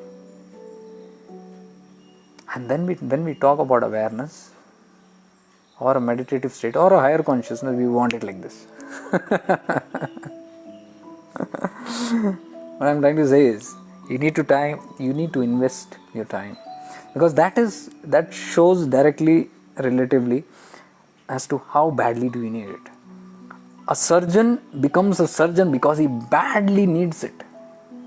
If this is a time fist kind of a desire, I want to become. I ask children, I ask all these kids. The other day I was with a nice family. There's a little daughter of theirs. She just passed 10th or something. So I asked her, what do you want to become? She said, I want to become a doctor. I said, what's stopping you? She looked at her father, and her father looked down. Her father was looking interested in our conversation, but the moment she looked at her father looked down. I said, he's not allowing you or something? The father immediately said, no, let her do what she wants. We have never told her what not to do. Let her do. And then again his eyes went down. So it was common sense for me to understand that they will not be able to afford for the education of that child. And the child is taking it very lightly. And the child says, I want to do it, but looking at the father. No full cooperation. Because you need money for that. Now I asked the child, that little girl, okay beta, that's good, wonderful, you want to become a doctor. Now tell me, what doctor? She began thinking. Oh, I haven't thought about. Then I said, my dear, it is a tiny fish desire of yours. It is not a passion. He said, no, no, no, I want to become a doctor. Doctor of what, my dear? From when do you have this desire? She said, from the time I am in 8th, I have been dreaming of becoming a doctor. Okay, you're dreaming of becoming a doctor. What do you see yourself as?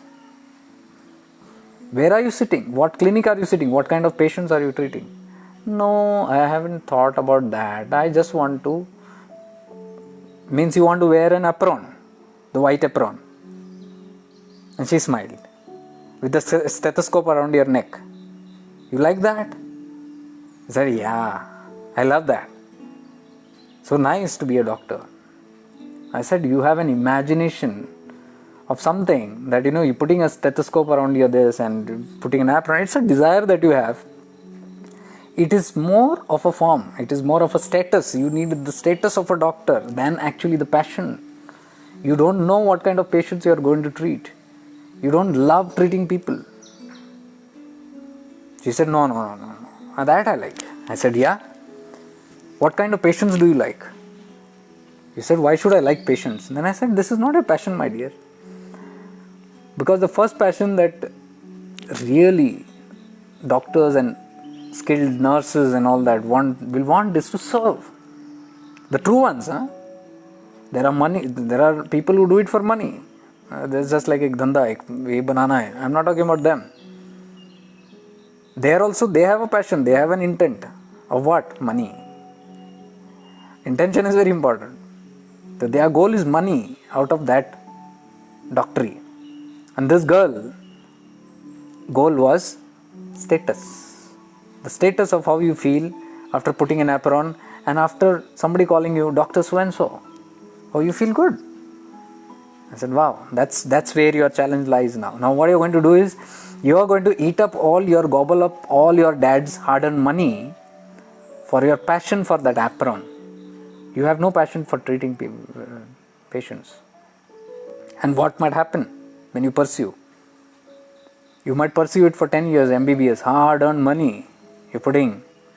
And then by the end of 10 years, before you even begin your specialization, you might realize that I don't like this profession. And then you say, oh my God, where did I get stuck? 5 years I've put my life in this, put so much money in this. And then now you pursue that because you have liabilities. Because now you are unable to face your parents for fixing up all that money, and then now you say you don't have interest. You can't. It's too late. So I guided her. I said, no, my dear, don't do that way. She said, what? I asked her, what do you really like in life? I mean, when you do that you enjoy, there's so much of joy, there is so much of happiness, and it gives you peace, satisfaction. She said, music and singing. I said, that's one of your passion, that's very good. But do you really feel? She said, elated. I said, how about learning music or things in that? She said, I would love to. And how can you make that your earning potential? Can you change that into that? She thought for a while. She said, it would be really good if I can earn by doing what I love to do.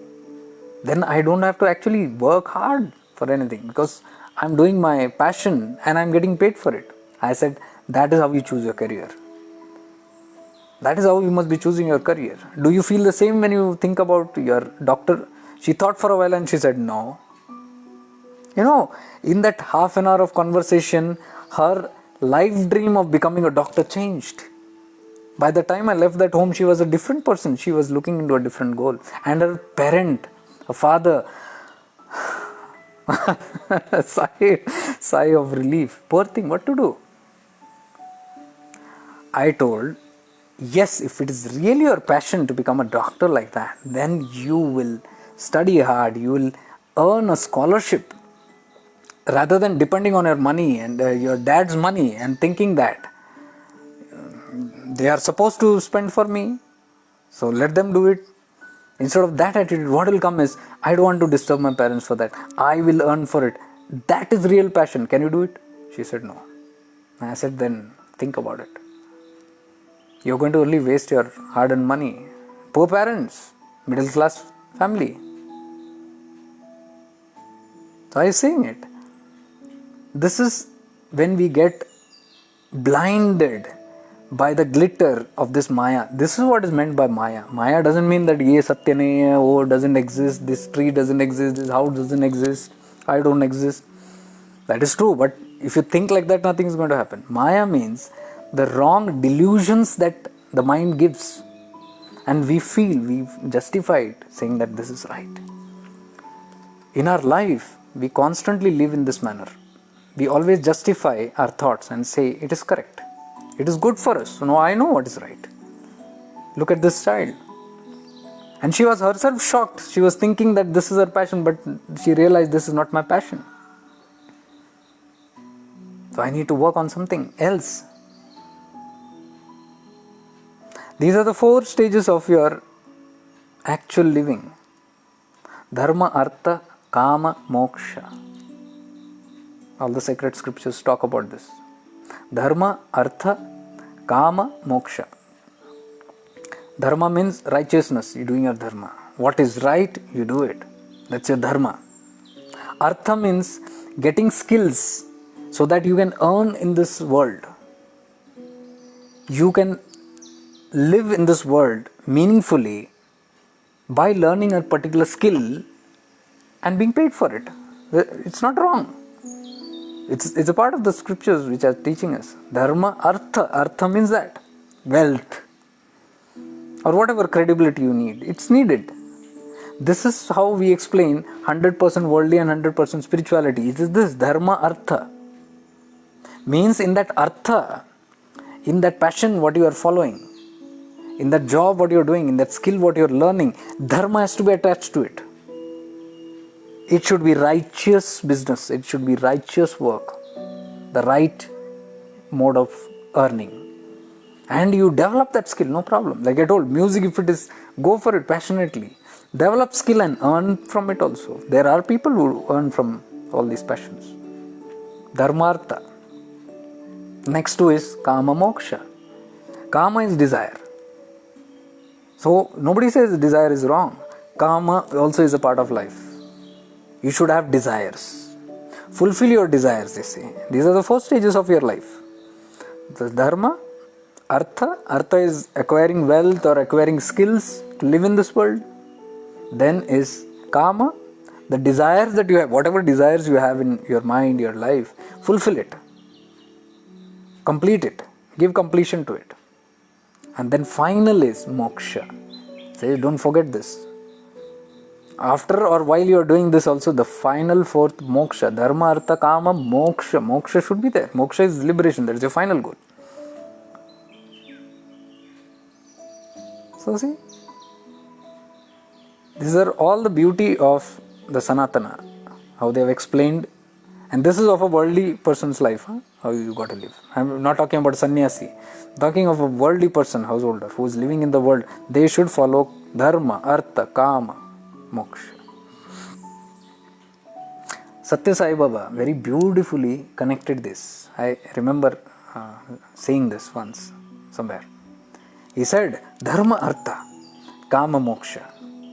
Dharma should be linked to your Artha. Artha means the wealth, the profession, the skill that you acquire. The Dharma should be there. It should be dharmic. It should be righteous. That kind of thing you should do.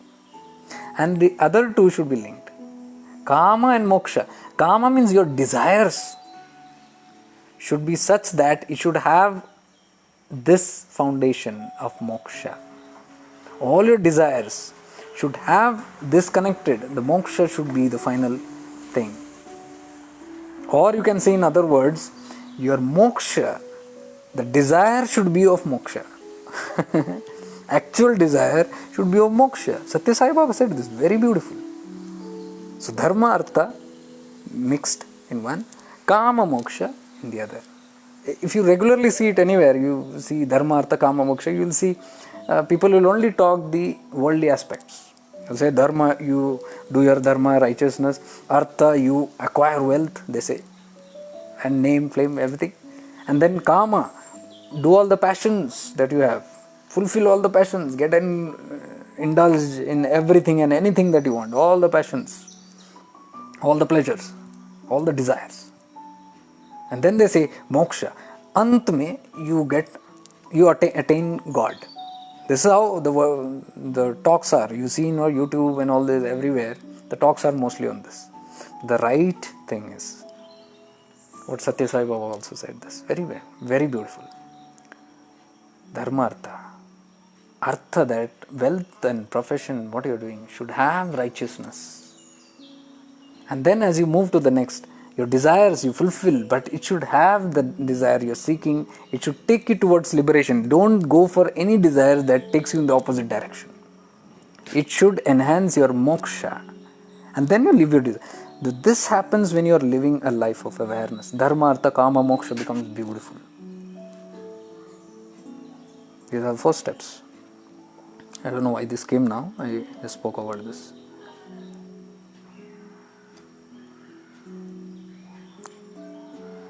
Falguni, when it's matter of heart disease and feel uneasiness continues. In this situation, how to be positive and aware? Because consciousness is continue trap on that illness. Okay, you are talking about heart illness. It's not just heart, it's just any illness.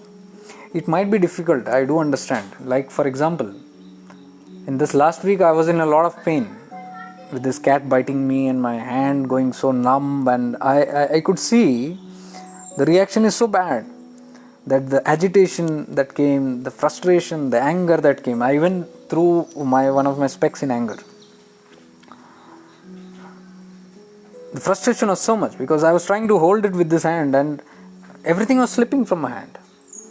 So it was like I become immobile. I am not able to use my hand properly. And this is what I am doing. Day and night I am working on these aspects, because these are how I am working on. And for almost a week I was like helpless or handicapped because of this. So that anger came in suddenly. I threw things. So I do understand when there is illness and when there is pain, it's difficult. It might be difficult, but it's not impossible. What I'm trying to tell is, that is what I'm trying to say, when things are good, when things are all going fine, when things are favorable, this is the right time to practice spirituality, awareness and meditation. Because in that state what happens is, then you are designed and you are empowered.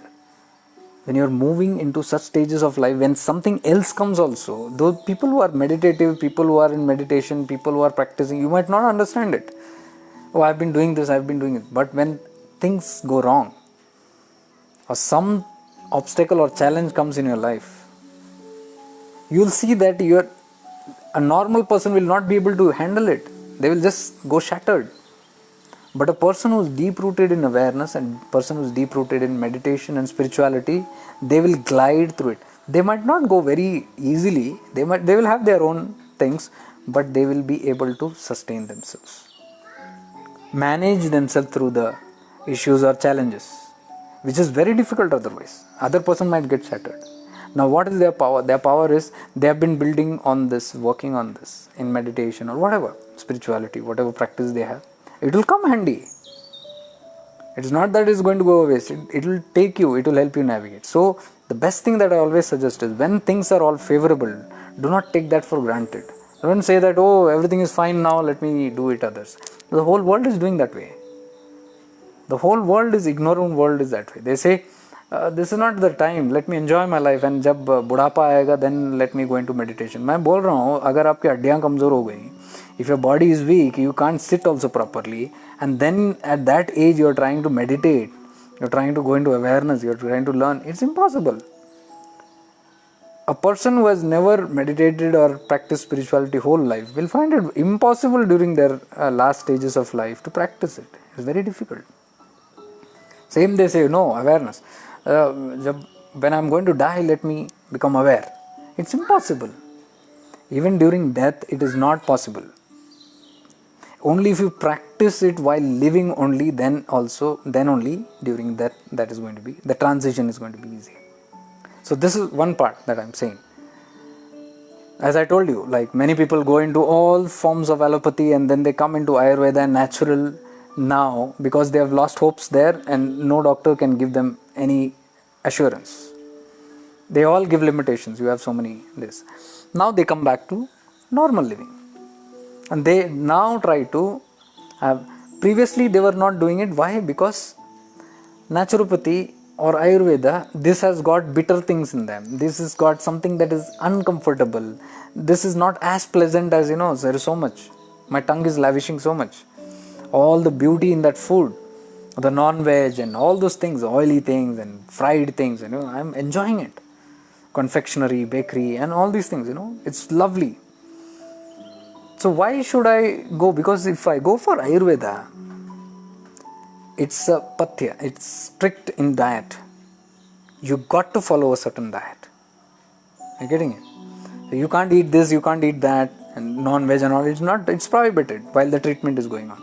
So many people say, no, I want to go to a doctor who will boost my ego and say, you can have chicken chili, you can have this, and at the same time, you eat these medicines. I mean, pathetically, I have seen this with my uncle.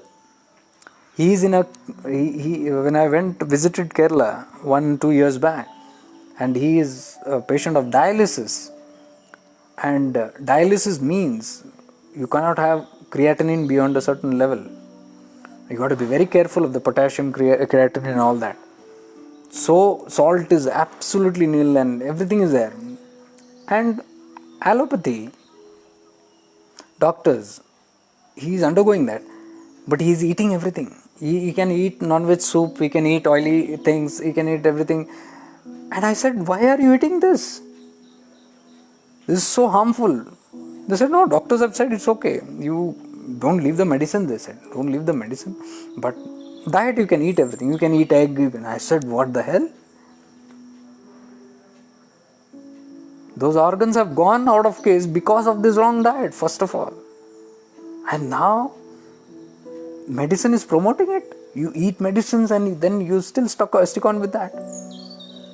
So I could see very clearly, this is because of the craving that a person doesn't want to leave something. The habits, the lifestyle, they don't want to change. They want to be in the same thing that caused that illness also. I tried talking to the patient also. See, I cannot leave. Means they will have more medicines and make it a more toxic bodies by making their liver and kidneys again more toxic. But they will never follow natural lifestyle. What is natural lifestyle? Don't eat refined stuff. Stop all the refined stuff. Refined carbohydrates, refined sugar, refined flour is maida. All the refined stuff. Anything that is refined. Stop it. No, that's difficult.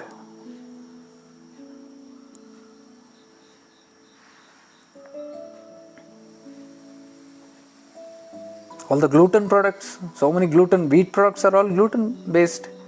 So if you are having, it's not that everybody should, but if your body is not adapting to it, leave off gluten. For that, wheat products. No, I love chapatis every day. I cannot live without chapatis. What about white rice? White rice is not good. Most of the white rice is polished. All their nutrients have gone. Eat the boiled rice, eat the brown rice, the red rice, the poor man's rice it is called. Damn it. That is the most nutrition, because poor man's rice, it is not polished, it is not refined, nothing. It has got all the nutritions. And nobody eats it, only the poor man eats it. And that is why the poor man is healthy. They call it poor man's rice. I say, replace that. No. This is tasteless, man. You can't eat this. There's no. Okay. So you want that illness, you want to continue with the illness, you want to stock up all the medication, but you don't want to change your lifestyle. God also cannot help. Only persons, I mean to say, even at extreme stages also, there are people who are very passionate with their desires. They don't want to. This jiva. one of the indriyas, the tongue. So strong. You'll kill yourself for it, but you'll not change. What can anybody do? It's the play of the indriyas. What I'm trying to tell you is the indriyas, the senses, the panch indriyas that is working on it.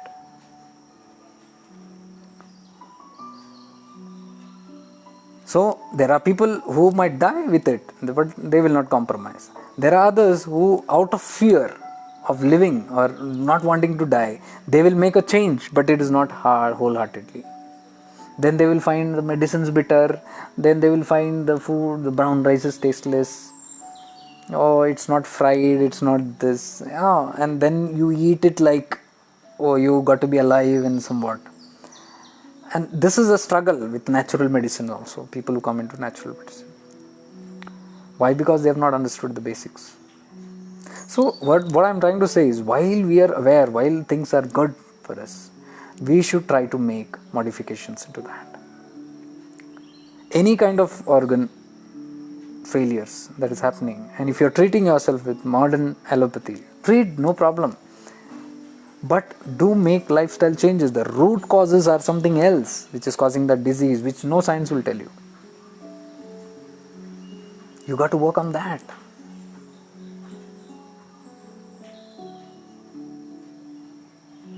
Root causes that.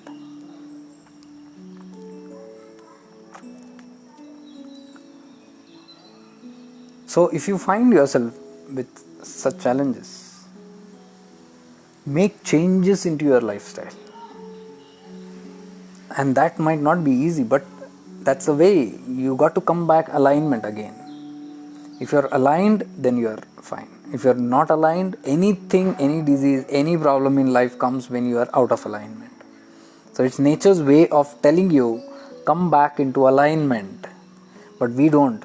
Like, we go out of alignment, we take medicines there, we live in that state, but we still don't. So this is one very good option. It might take some time. Learn to come back into, make all the changes that you need to do. Changes bodily, your lifestyle, your diet, mainly your diet. It's your diet. Diet is a big cause of all diseases. And then make changes into your mental life also. Very important. Because everything starts from the mind. All disease, all be it heart or kidney or liver or anything, it starts from the mind. The root cause is here. Not in those organs, poor organs. The organs are connected to your mind.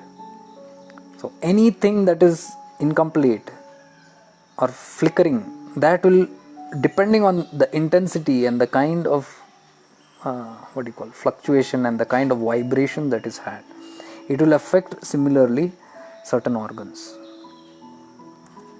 Intense fear will affect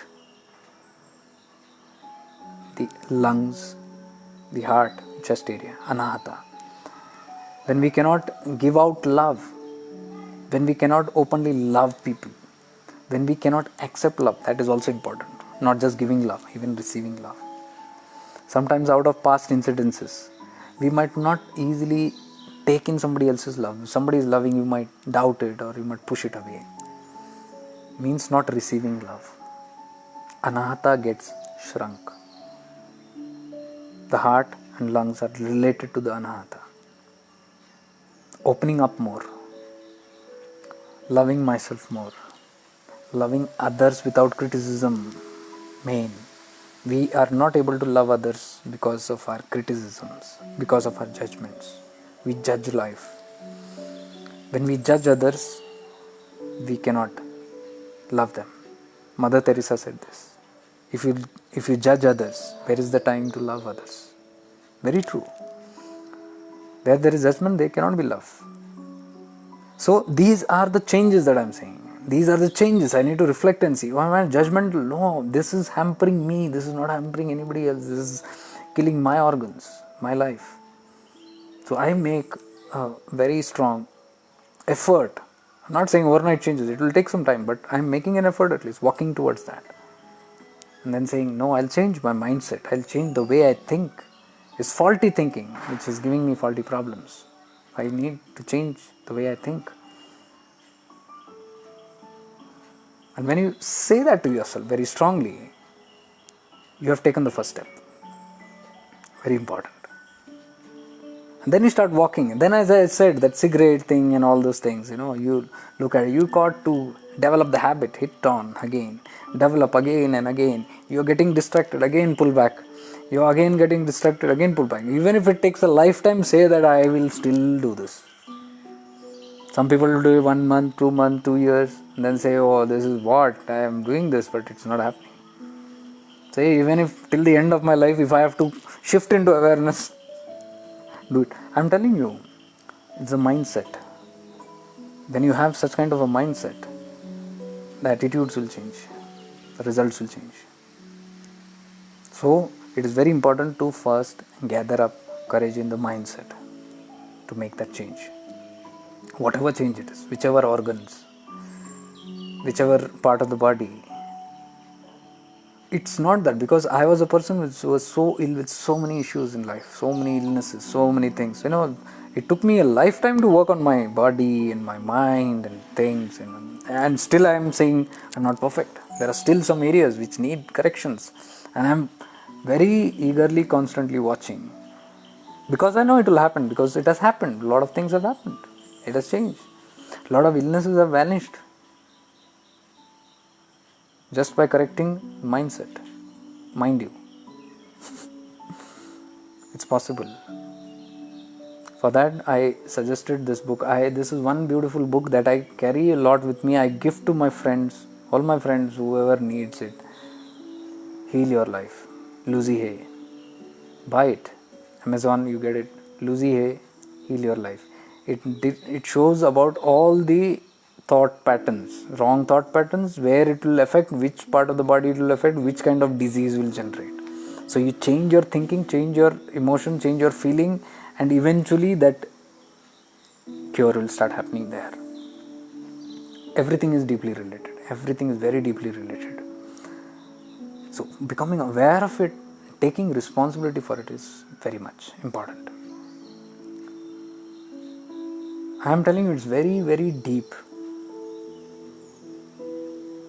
You have to work on it. Even if books you're taking advantage, that's fine. That is only a guide map. But you have to literally keep a watch on yourself. Check out every little thing. And then keep changing. And allow yourself to be maintained in that change at least for a month. Don't do it for 1 week and then say nothing is happening. No, at least for a month you stretch that new change. And if you can stretch that for a month, definitely you will see changes. Definitely.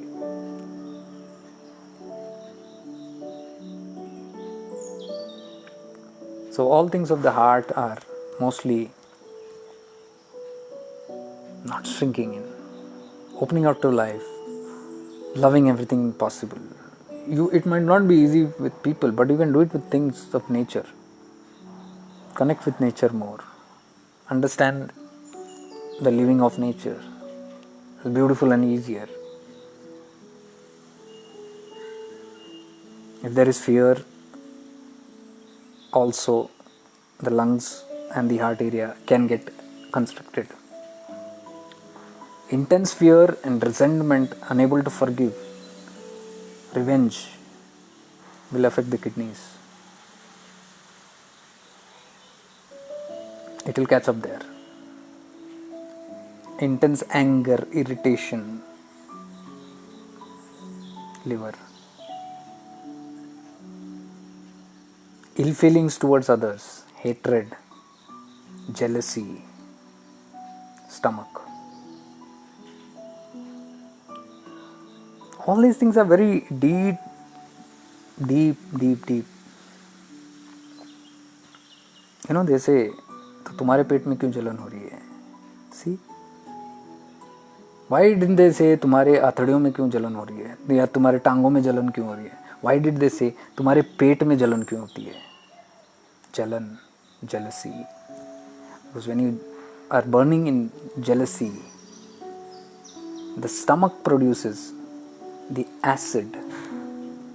Acidity comes from there. If you're fretting and fuming over others, envying others, jealous of others, it will produce more of acids because it's acidic in nature. You want to put acid on somebody else's. Acidic nature. It produces more of that acid in the stomach. तो पेट में जलन is acidity. पेट में जलन क्यों हो रही है?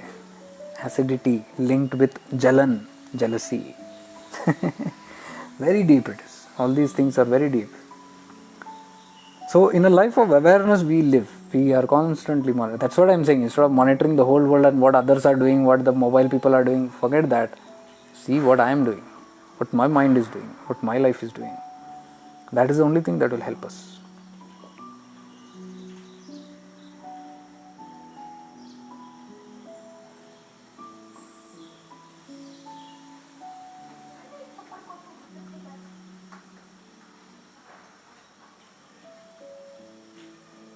For rheumatoid arthritis, guilt. It is mostly with guilt.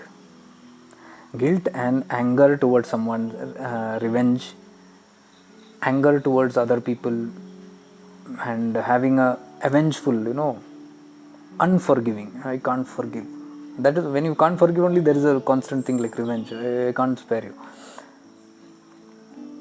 And out of that, if you are a spiritual person, then you go into multiple conflicts. Like, you can't forgive that person. You are angry, you are jealous or something like that. And then you say, oh, I shouldn't be doing that.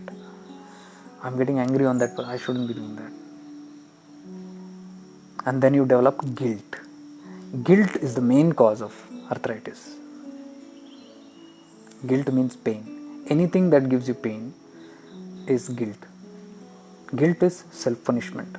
So deep subconsciously you say, I should not be doing this. Or you have done something wrong. You feel you have done something wrong. And then you feel, I can't forgive myself. मैंने ये गलत किया. या मैं गलत कर रहा हूँ. Then with that feeling, you are constantly cursing yourself, indirectly or directly. And when you do that constantly for some time, guilt develops. And that guilt means I need to punish myself. I can't forgive. I need to punish. How will I punish myself? With pain. So I attract pain into my life and punish myself with the pain, and I suffer the pain. And that is how I justify my own wrongdoing. Guilt is the main thing. You take on the book and read, because you will get a lot of understanding from that.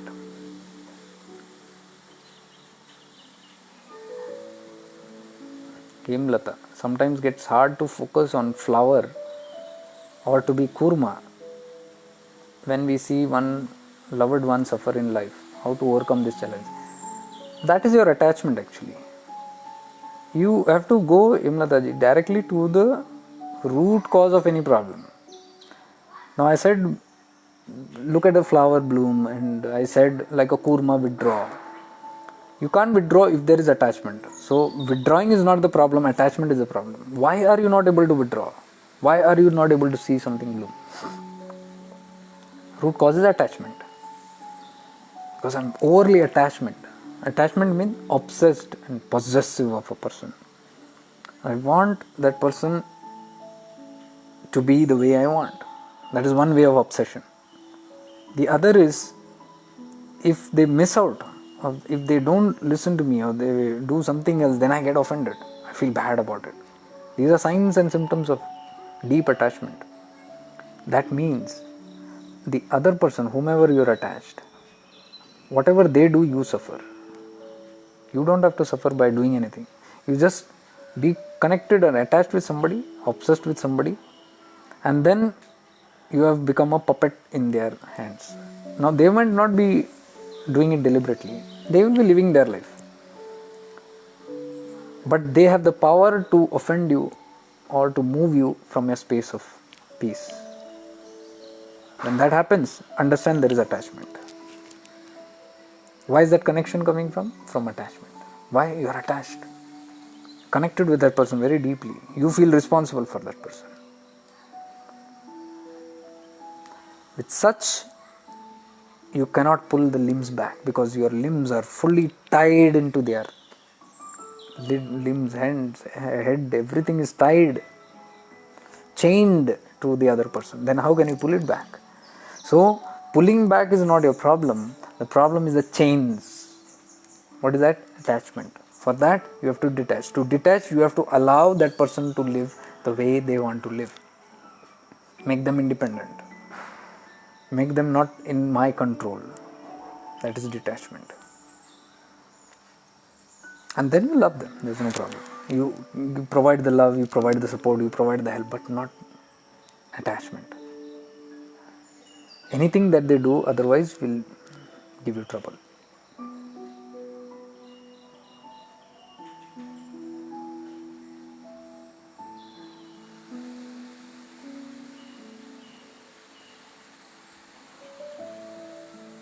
Arvind Sri, what is your take on Ayurveda perpetuating the belief system that someone will have kapha, pitta, vata problems for life if imbalanced?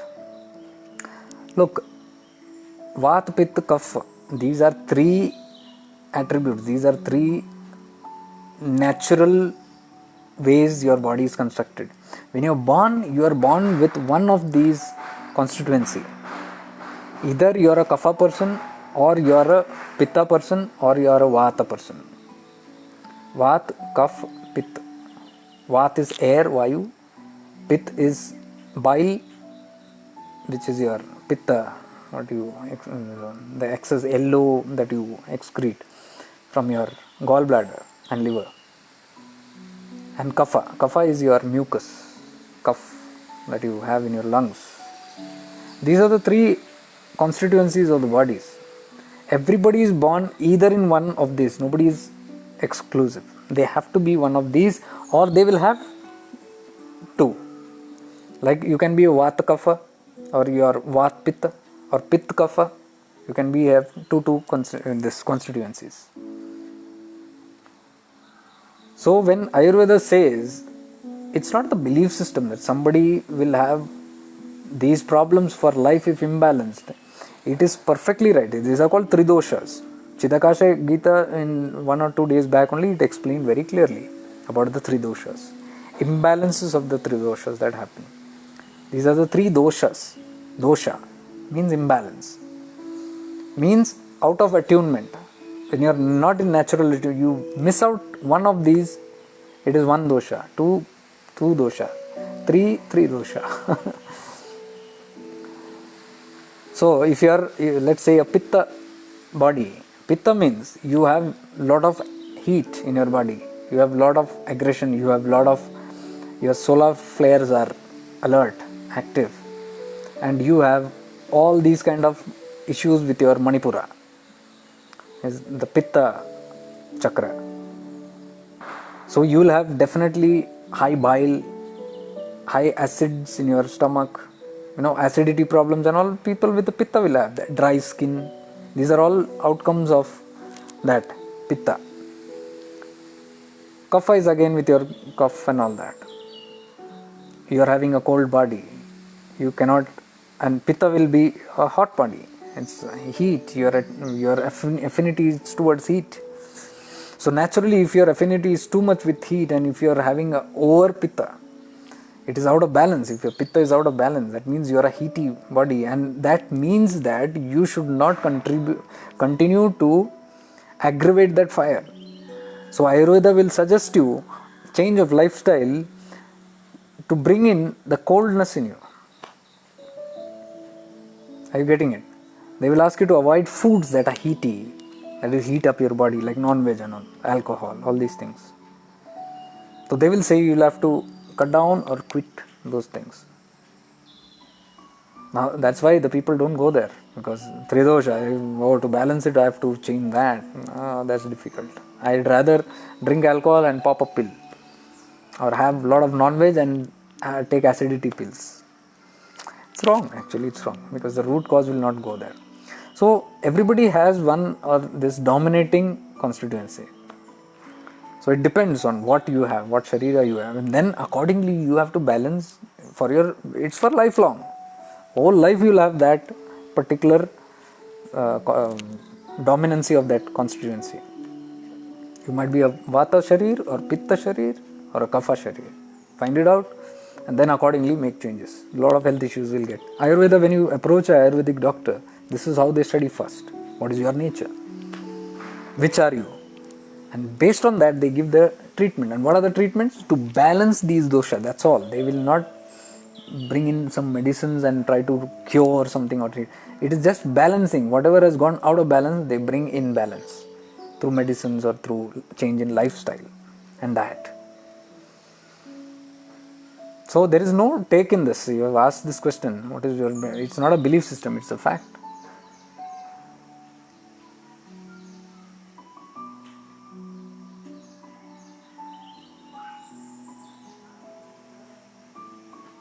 And you say sometimes it gets very hard to become a flower or a kurma. Whenever we say, most of the time when I'm doing these videos, people say, yeah, it's true, but it's very hard to do this. See, this itself says that immediately we have a tendency, give me something easy. And I'm telling you, there is no quick fix in life. Take this thing out of your mind that easy things are going to come to you. No, it is hard work. I told you, if you want to become a surgeon, you got to spend 15-20 years in that practice till you master it. So don't expect anything that will happen like, 1 day, 2 days. It is hard definitely, but you got to change it. My prakriti is pitta. If my prakriti is pitta, it is a heaty body, then I got to change, I got to adapt, I got to do a lot of hard work in changing my lifestyle. Are you getting it? It's a lifelong work. So that attitude first, that it is hard, has to be changed. Because when you keep on saying it is hard, you are impressing on your subconscious that it is impossible. Means the moment you see anything hard, your mind will reject it and say, ye hone wala nahi mere haath se. Reject it. And you'll never even walk that area. So change that mindset first. That hard wala. You say it may be hard, but it's not impossible. Look at it every time that way and change that thinking.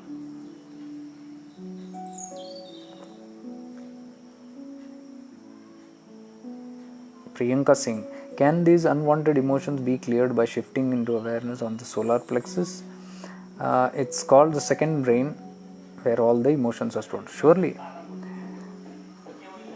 this is the second brain. That is what I'm trying to tell. Because your gut is your second brain. Your gut is where you have a brain part 2. That is why you say, listen to your gut. I listen to my gut. I have gut feelings, you say. Gut means stomach, the abdomen. I have gut feelings. That means my brain here, my mind here. This mind is telling.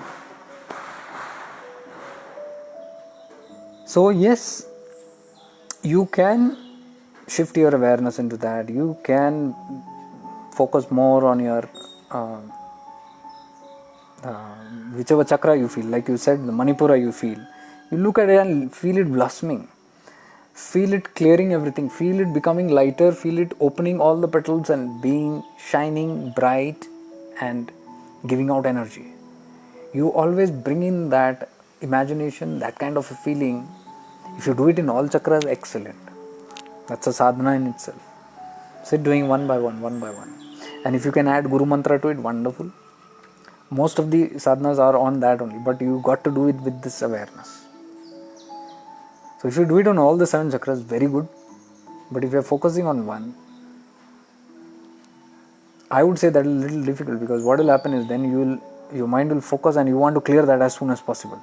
Because it's a shortcut. You don't want to go into all that. You just want to clear that part. Rather spend more time, spend on all the chakras, but when you come to the Manipura, spend more time through this. Do it on all the chakras, because everything is interrelated again.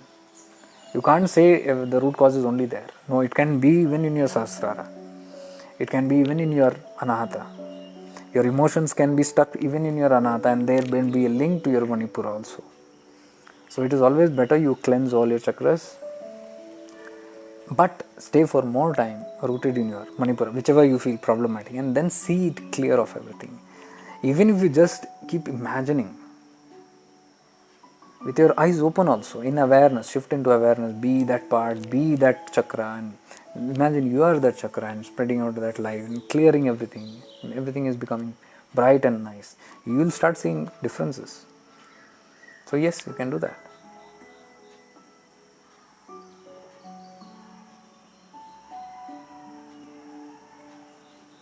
Name of the book is Heal Your Life. I have put it many times on my page. Heal Your Life. Author is Louis Hay. Louis Hay. Louischay. I think I'll just type it here.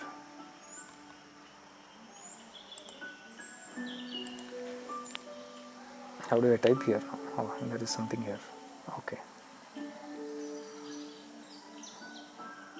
Give me a moment, I'm just typing.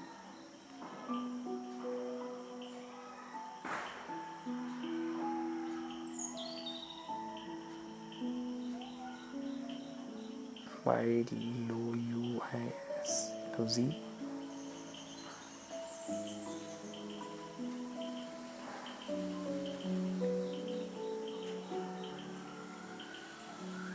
Yeah. I typed the book here. You can check it out.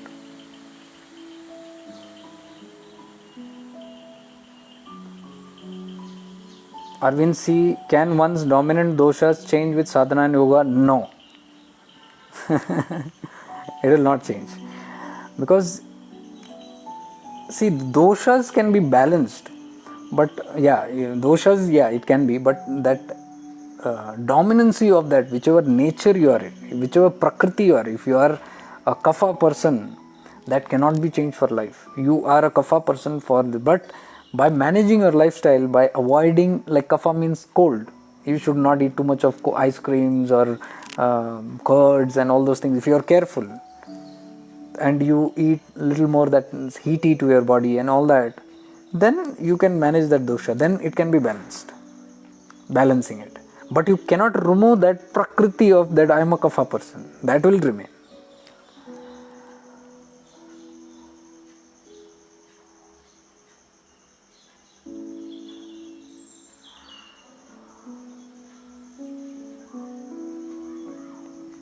Oh, Rahul bhai, is that you can heal your life? Been a long time. Anyways, if you just put it on Amazon and put even just heal your life also, I think it will show up. Louis Hay, that she's the person. Give me a moment.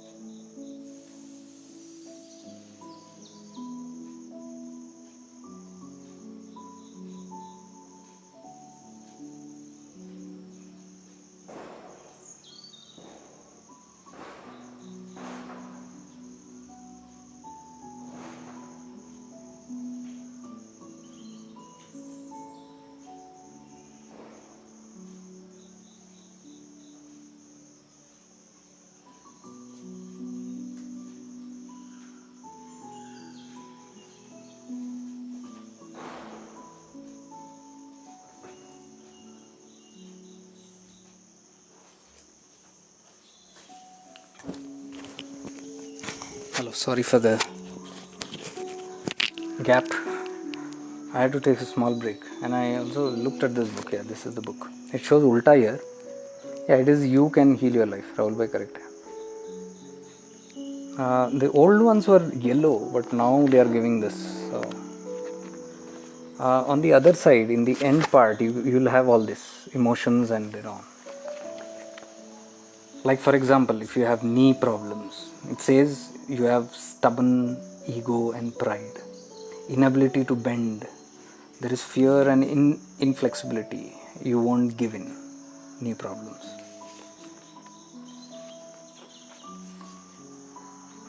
I have used this book almost all my life, and I love gifting these books to all my friends, whoever can relate to what I'm saying. 1 second.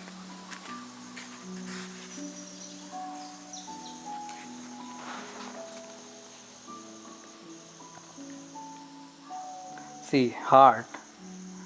Heart, it says, represents the center of love and security. Squeezing out all the joy of your heart in favor of money or position, etc. So when you squeeze out all the joy of your heart in favor of money or position, etc., these problems. Long-standing emotional problems, lack of joy, hardening of the heart, belief in strain and stress. So these are all the problems that they give on one side, she has given, and on the other side it says what to practice. Like for example, if you feel squeezing out all the joy out of your heart, then you say something like, affirm something like, I bring back joy into the center of my heart. I express love to all. This is what I said. Express love to all. So it's bringing that feeling and constantly develop and stretching that feeling for at least a month. It's not just I feel it now and then I wait and see. No. You bring it into your awareness and you change that lifestyle and live that for a month, at least a month, and it will start showing up. Anita ji, all the books that you've mentioned in your videos are great. Yeah, that I was in a different state one night. I was thinking about all, so I just recorded one by one. There are still 3-4 videos. I have not posted it. It's there still. I remember that was in a different state of mind I was. There are still some very good books that can help you. I'll post those also, as in when.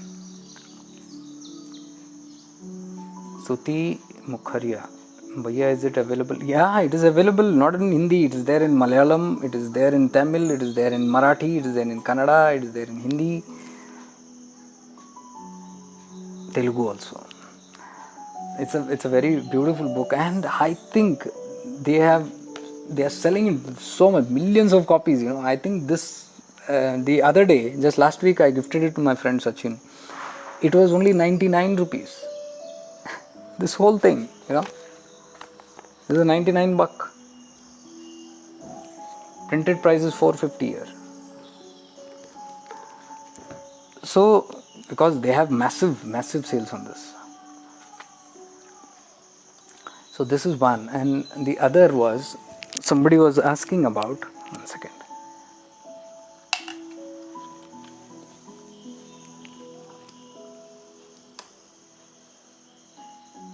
I received a mail, not a mail actually, it was a voice message, and it was a very long one. I think half an hour somebody has spoken, and it said that bhaiya agar time mile to half an hour of that, so much. So I was just going through it quickly and trying to find out, but I found myself going through the entire audio, and then I came to a conclusion that 30 minutes was not required for it. 3 minutes was more than enough. So we see, when we are communicating, I'm not saying you have done sin or anything. I'm just saying the awareness should tell you what is more productive and how we should not beat around the bush. Whenever somebody is discussing with 10 page, 5 page, 4 page, I remember people used to write big mails, like 4-5 mails to Gurudev. Sometimes it used to come to the ashram, and many used to come, so it was not. Sometimes when you look at it, you say, oh my God. But sometimes specifically Gurudev used to read some. So I used to say, this is very long. So I used to go on reading, all story. So I used to say, what does that person want? मतलब तुम चाहते क्या हो? Stories don't matter. What is it that you ultimately want? This happened, that happened, my life, this happened, now it is going on this area, now that person is taking over, now my life is going in this manner, I'm planning to do it in this manner.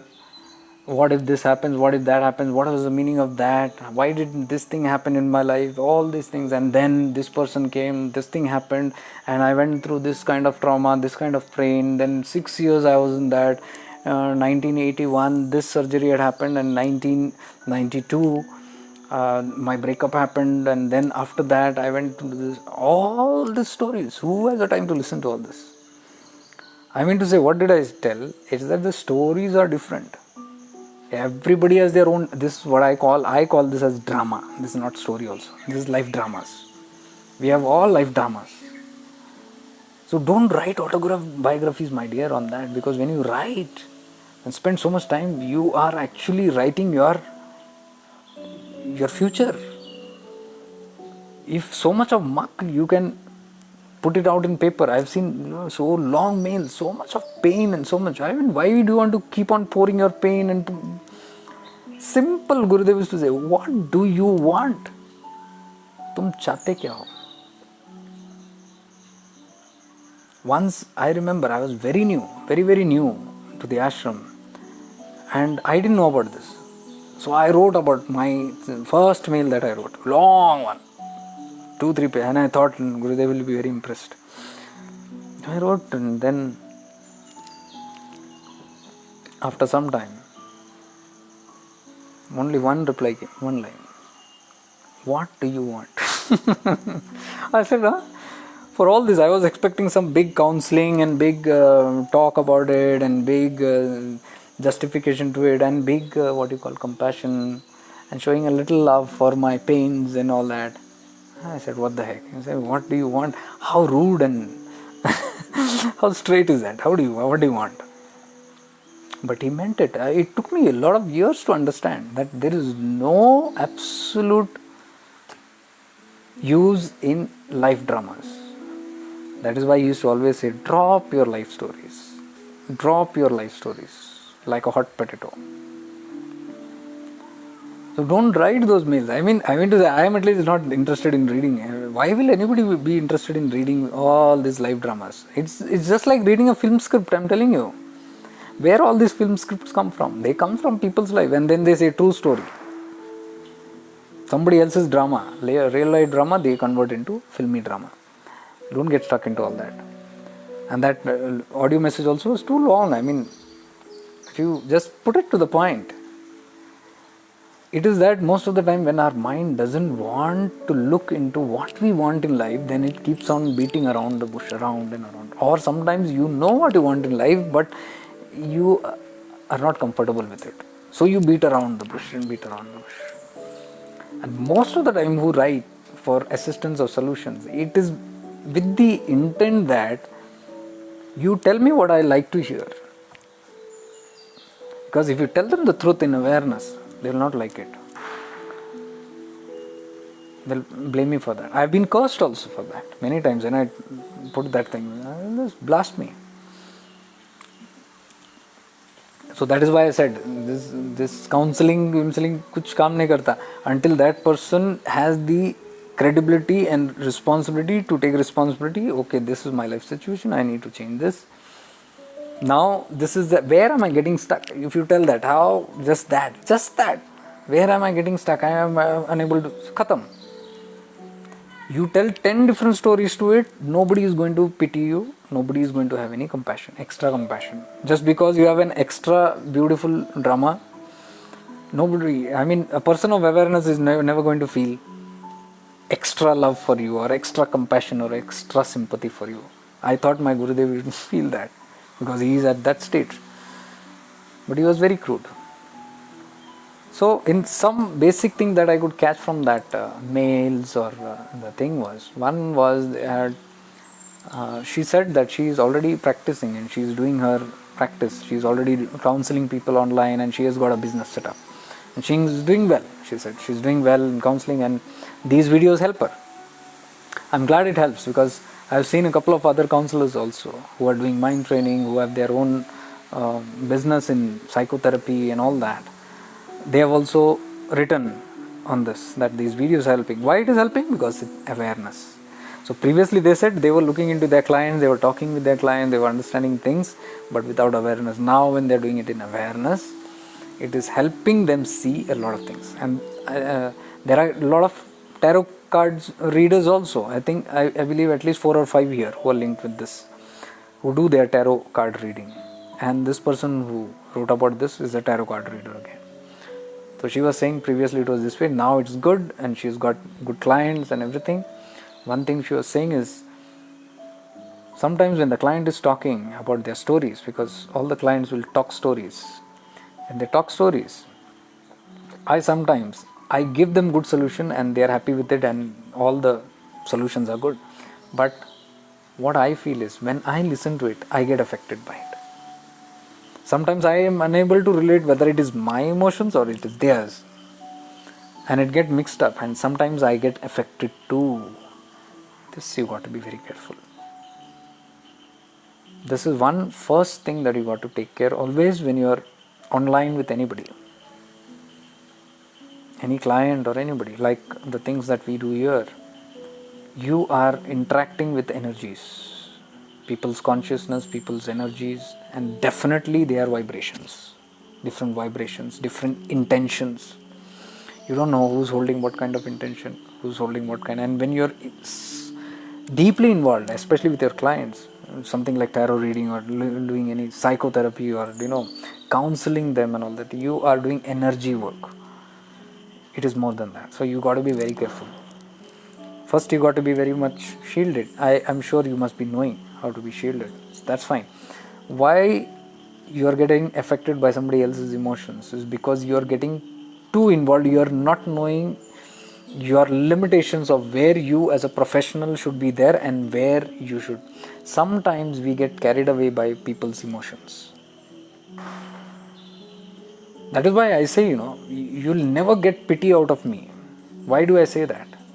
When people do this, or people sometimes cry or burst out and yell out and write this, sometimes they write all kind of nonsenses for attention. I know they are doing it for attention. I don't care a damn. So when I don't give that attention, they will know I cannot play around with this person. Why? It is not that you are feeling not right for that person, or you are feeling very cruel for that person. It's not that. It is for the benefit of that person, so that that person should know the limitations of their boundaries. This is why I say create boundaries. You should have boundaries, whoever it is, even with your loved ones. Be open with everything, but you should have a subtle boundary that blocks you, that keeps you safer in your zone and doesn't allow anybody to penetrate into that zone. Because especially people who are trying to help others, they need to have this very powerful. They need to take care of, because if they don't take care of themselves, how can they take care of others? And they are susceptible, they are vulnerable to others' energies, especially if you are doing it in a multiple way. So all that you need to be is rooted in awareness while you're doing it. When you are in awareness, you are not in anybody's story. You are in a different witness zone. You are only witnessing it. And when you witness somebody else's, your client's stories, you are just witnessing it as an observer. You don't have any criticism or judgment with it. You don't have to be involved with your client's life. Their life is their life.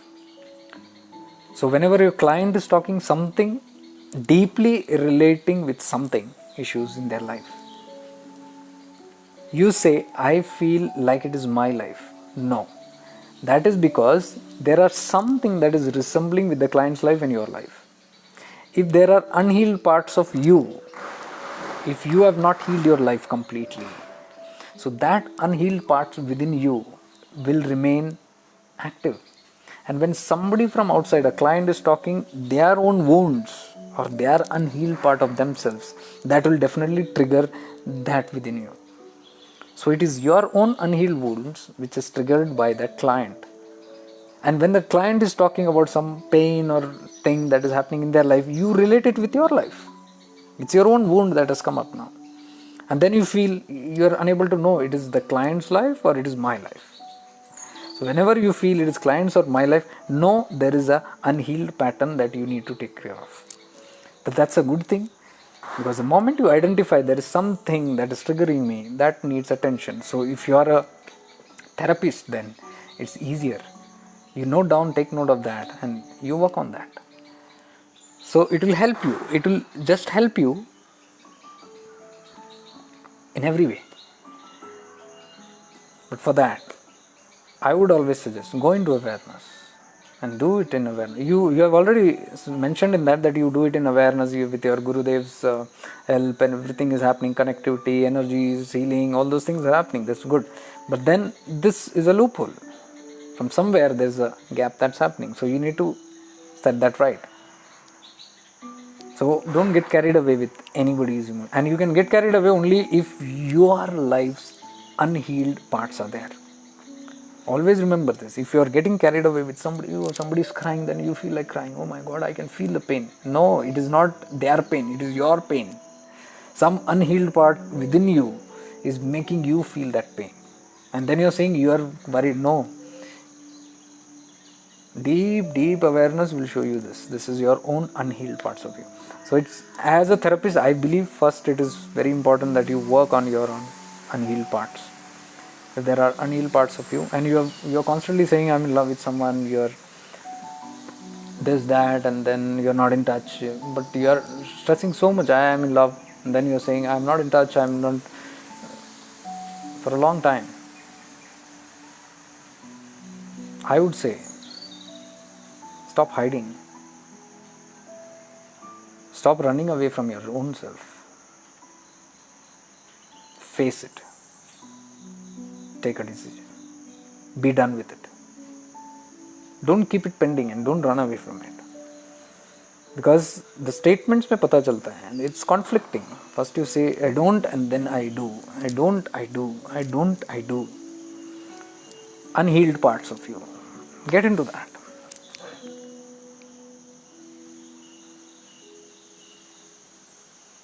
And from that kind of things, I would sense it would be good that you settle that thing, that pending thing, and get going with that person. I feel even that person should be very happy. I know all these things, but I don't want to get into it. You probably don't know that I know it, but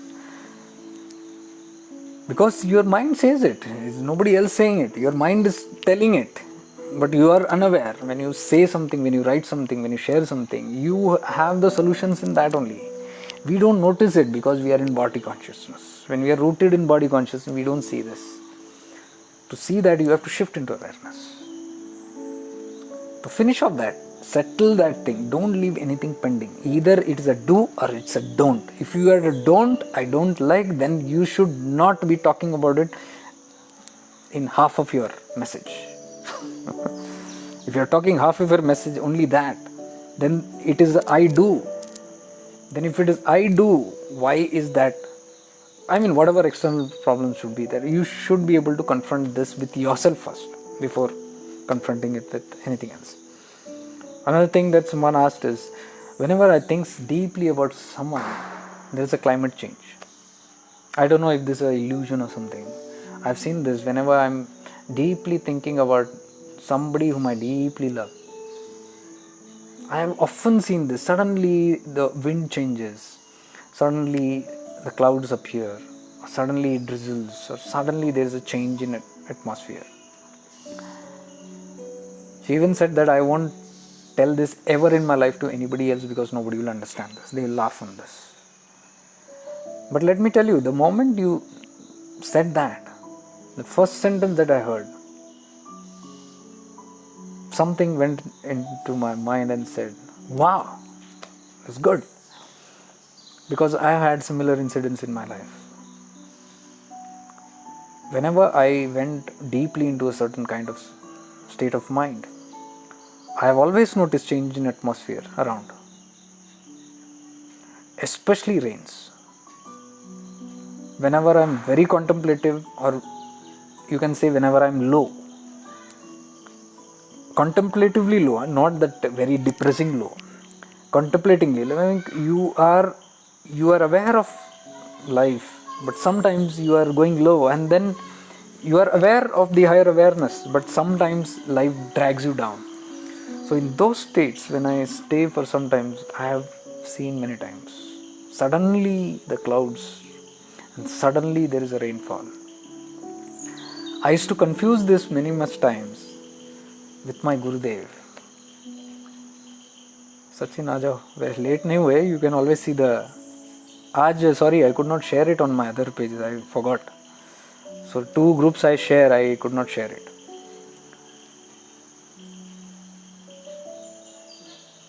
So I was saying, I was confusing this with my Gurudev, because whenever I used to be in the vicinity, because my Gurudev was known for these rains. So whenever I used to miss him, this is my personal experience. I never talked on this on records, because again it's very foolish thing. People say, hey, what nonsense is this? But because somebody related with this asked, so I'm giving this answer to them, to that person. Whenever I used to be in Karjat and any other ashram, especially Karjat, I've noticed whenever I used to deeply be in very contemplative mode, or deeply missing my gurus, this or something, or sometimes we don't speak for sometimes, and either he's upset with for something or something, and then there is this, and there is a deep love there and deep thing. Immediately there would be rains. And first 2-3 times I said, this might be a coincidence. I said, how can that happen?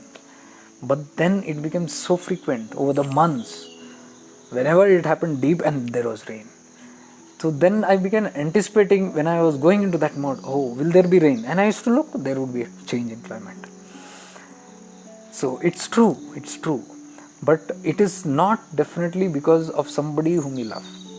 I said, because I think of that person something, it's your own nature.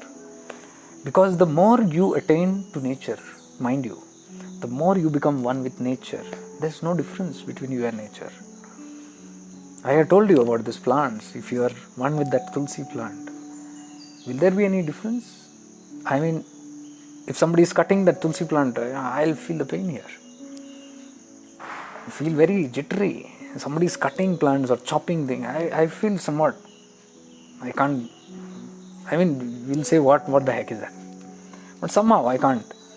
So that shows there is an affinity with the consciousness of nature. And when that's happening this side, surely it will happen that side also. What is happening in this consciousness will definitely affect that external consciousness also. I've seen this happen. So even like you said, suddenly the atmosphere changes and there is a gush of wind or something happening. Yes, it happens.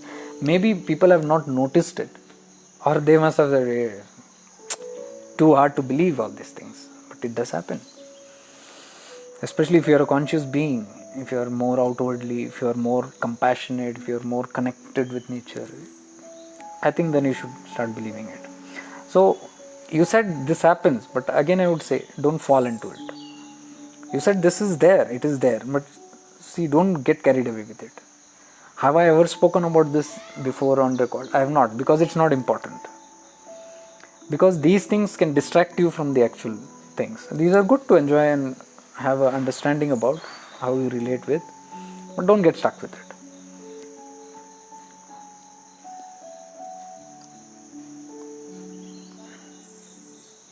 Okay, 2 more short mails are here. Pranam, I had mentioned about anxiety and attachment that happened in my journey. It was in 2016 when I went to Baba's ashram in Kanjangad for the very first time. 2016, I experienced vibrations in my lower back, which I never knew what and why it is. After a month or so after the visit, I sat to meditate just casually, and the vibration repeated. Wondered, why is this? I've heard words like sadhana, kriya and all, but still don't know what it is. Poor thing. And what happens next. So he is not a person of the Kundalini Yoga or this path. He's somebody who is just fond of Bhagavan Nityananda, and he went to Kanjangad and he began having this spontaneous lower back vibrations. And next session it repeated and he is confused as to why is this happening. Then he says, today the vibration forces my head upwards and make me feel the waves of lost body. He's trying to express something. He's saying, today the vibration forces me to put my head upwards, forces the head upward and makes me feel the waves of a lost body. Means what he's trying to say is, he's losing body consciousness. There is no body consciousness.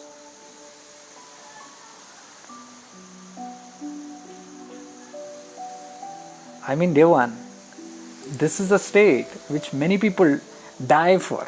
You shouldn't be worried about it. So this is something that is happening. It is called a spontaneous awakening that you are having, Kundalini awakening, which obviously you went to that Tirtha, that Kshetra, that powerful Kshetra of Bhagavan Nityananda in Kanjangad, and you had this activation of your Kundalini without your knowing. So that vibration that you say in your lower back is nothing but this Kundalini activation that you have. Now you say you don't follow any path, but you are doing your japa or whatever. All that you need to do is just do that with surrender, total surrender to Bhagavan. Do the japa or concentrate on that. If I don't know which japa you're doing, if it is Om Namo Bhagavate Nityananda, just concentrate on that. You can do it on your breath also. Intake Om Namo Bhagavate Nityananda, Om Namo Bhagavate Nityananda. Exhale and inhale. You can do more and more of this sort. And don't pay attention to what's happening, all these things. Don't pay attention to why my head is going up. These are called spontaneous kriyas. These are Kundalini kriyas, which is done by the Shakti force. And the kriya knows, it is cosmic intelligence, it knows what to do. So it is taking care of you. You need not control the kriya again, or you need not advise anything to it, or need not worry about it. Surrender. So when you are in sadhana, surrender and allow whatever is happening to happen, whatever kriyas, whatever, don't hold it, don't control it. And don't go into the habit of even asking why this kriya is happening, why my head is going up. Nobody can answer this. These are all cosmic intelligence. It knows what it is. So trust that divine force, whatever is happening. And it will take a lot of time. Kriyas happen because it is erasing out sanskaras, it is erasing out karmas. It is burning out. So it is a way of burning out karmas. So kriyas happen for that. So we need not worry about how and when. It knows. So it's a great blessing and grace to be in that. And you say, I've been in depression from 2016. Don't get depressed. I mean, yes, you can feel depressive. You can feel low. Spirituality is not always high. You can feel very low and down. You can feel lost. You can feel confused. All these things can hamper you. But that's okay. See above it. See through it. Don't get connected to why, the questions of why. No, never ask. Just have the feeling that whatever is happening is for a highest good of mine. And that force, which is taking care of this in my body, in my life, knows what is best for me. So just say, whatever is good, whatever is for the highest good of myself and the highest good of all, that happens.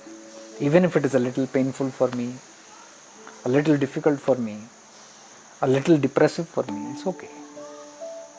Change that mindset.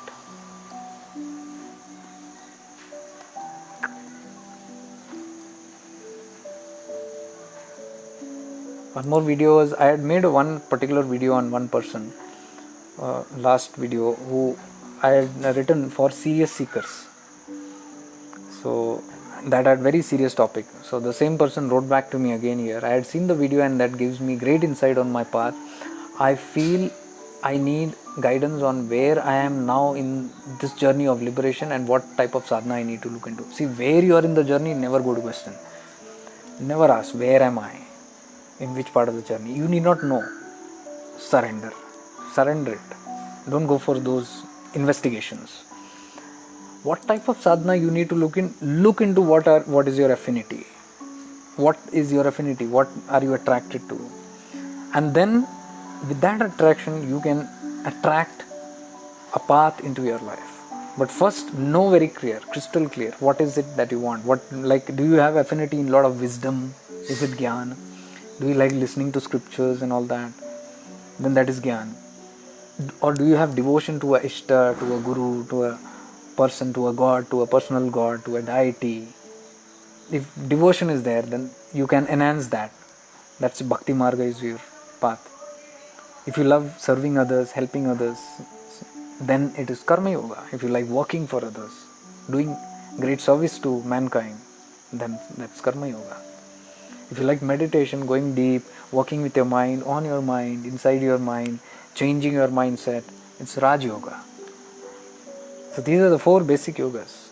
Find out which you can attune to. And then you don't have to directly go and search outside. You build that longing within you.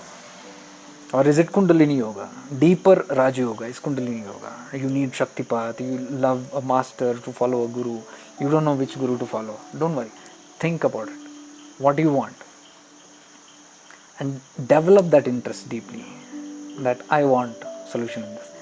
Sooner or later you will be guided to that particular path, that particular master, or that particular faith, or whatever techniques or methods. And then you will be able to follow. Then you can follow that. So allow it to be attracted into your life. Don't take us like a third question like you asked me. I shouldn't be answering what should happen into your life. So I'll guide you to that only. Take your own guidance and allow time. Don't be in a hurry. Just because the world is running somewhere, nothing will happen. Your sadhana will still continue whether you choose a path or not. Cosmic intelligence is there for everybody. When the time needs to accelerate and with which mode, that will tell you. So don't be in a hurry. You said I do meditate around 60 to 90 minutes a day, and another 1 to 2 hours of satsang I listened in YouTube of different masters like Sri M, Mohanji, Muji, Krishnamurti, yourself, and so on. For a couple of years now I've been doing. That's great. Because all these people that you mentioned are people of awareness who are talking on the subject of awareness. So you can see it's the same thing. See, now you mentioned Muji, you mentioned Mohanji, you mentioned Krishnamurti ji, you mentioned Sri M. All these people talk again on the same subject that I'm talking. And you said that I watch your videos also. So see, what I'm trying to tell you is, you didn't decide whom to go to. There is something in nature that brings you that kind of thing towards you, to what your affinity is. And you can see all these people clustered together have the same kind of topics. You don't choose anything, it comes to you. So if that should be in your passion, so that's great if you're doing that. And you say, I'm meditating on 60 to 90 minutes, that's excellent if you're doing that. Very good. And 1 to 2 hours of satsang you listen, very good. If there is time and thing for you, very good. Is there any great yogic practices which can stimulate the path? As of now, I get strong belief that everything in me, including the breath I take, is very divine in nature, and I urge to experience the same. That's beautiful. So if you have that feeling that even your breath is purifying, only when your breath is purified, only you can have that feeling that my breath is pure and divine. So that's good. See, there is some force that is guiding you towards that. And you're asking about any yogic practice which can stimulate and accelerate you. Leave that to your own inner consciousness to do. Don't take advice even from me or anybody, because nobody can guide you according to that. So what is best for you, you keep it centered in your mind. Walk with pure intentions. That's all I can say. Just walk with pure intentions and strive. Seek and the door shall be open. Knock and the door shall be open. Seek and you shall receive. This is what Jesus said. This is what exactly it means. Seeking is important. Just seek what you want. Seek what you want. And that seeking, you will attract the right kind of person. So if there is some yogic practice that needs your attention, it will come to you. If it does not, then it won't come to you. So that's the problem. If it does, if you are not needing it, and if I tell you go and do this practice, then it's a big problem. You don't need it, but somebody has advised you. So allow time again. This also male, whoever wrote it, again I'm allow time, and you are enough in your rooted in your awareness. That's more than enough. You're doing good. So I think you should continue maintaining it and going on with it, with the inner seeking, and you automatically will be guided sooner or later. Trust me. Trust yourself. Okay.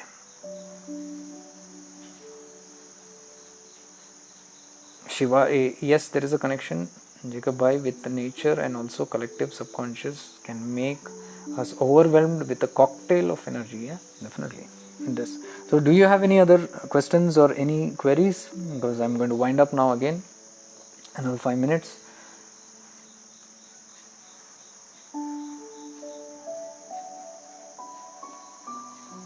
You are doing such a great seva with all this, all session. We are so grateful. Such an angel. Yes. Can you see my wings?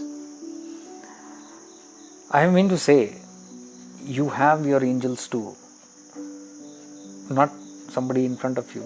Maybe that's your bhav. But do trust, there are angels flying, hovering always over you. You have your spirit guides, you have your divine. You call them angels or whatever. Because when moments we say angels, we think with feathers and white and all those things. Whatever it is, it doesn't matter. There are consciousness, there are conscious beings, higher beings always with us. If we are on the right path, if our intention is pure, there is always. So more than any angels that you see outside, there are angels around you also. Trust that. And anybody outside also, remember, you will attract only according to your bhava, your energies, your seeking. So anybody, any videos, anybody out there that you come is your own seeking. Your energy, your vibrations, your match with that frequency will just pull things into your aura, which is going to help you in some or the other way. This is how God helps. We think that some prayer should be answered. No, whatever prayer also we make, it gets answered through everything in nature around us. It might come through a mobile, it can come through nature, it can come through a book, it can come through a friend who's just talking, it can come through something that you're overlooking, or something you're seeing in a movie or something. There might be a catch, there might be a message for you. You got to be aware.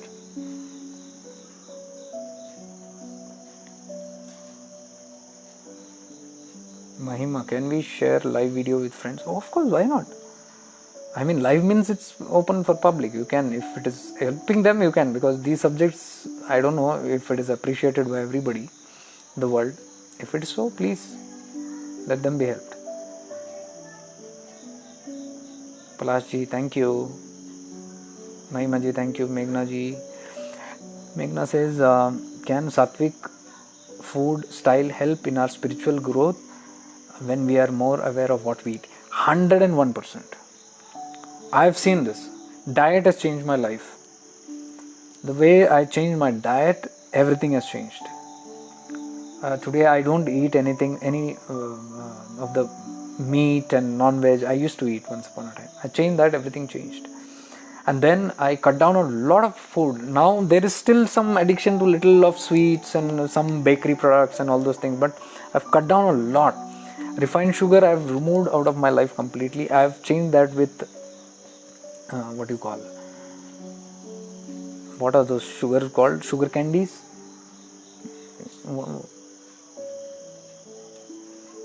I don't know what's it called. It's called something in Hindi. Or you can replace it with jaggery. I use a lot of organic jaggery for sweetness. Not jaggery, the white one, crystals. Cubes hote, chote, like crystals they are. White one. And then you break them and then I forgot what they are called. In Hindi they have a meaning.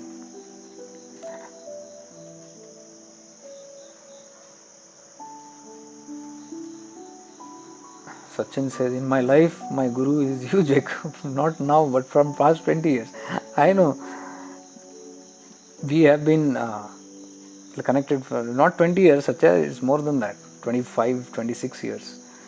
So we were working together in an automobile firm where I was the sales manager, and many in my team, including Sachin, were in the sales team. So he was an institutional outdoor salesperson, and we had a great time around 7-8 years. So that is the first time he came in there, and then these talks that I do now are spiritual. Those days I had a different grooming, because this is what I was taught in Bajaj Auto, Akurdi, Pune. How to talk, communication, effective communication. So I taught that to these people. So he used to tell from that day only, that time only, yeah, you are my guru. So I'm happy here if it's helping you. But I'm surprised to see after so many years that he's come and joined in this spiritual arena, which I never thought. We were all bad guys during those days, dirty guys. Dirty, filthy language and filthy habits. We used to have drinks together, meal, all those days. And see how life takes a beautiful change.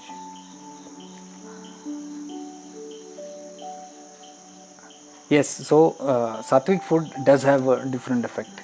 So I changed that, then I changed completely refined oil. I stopped. I'm taking plain groundnut oil only, no refined oil.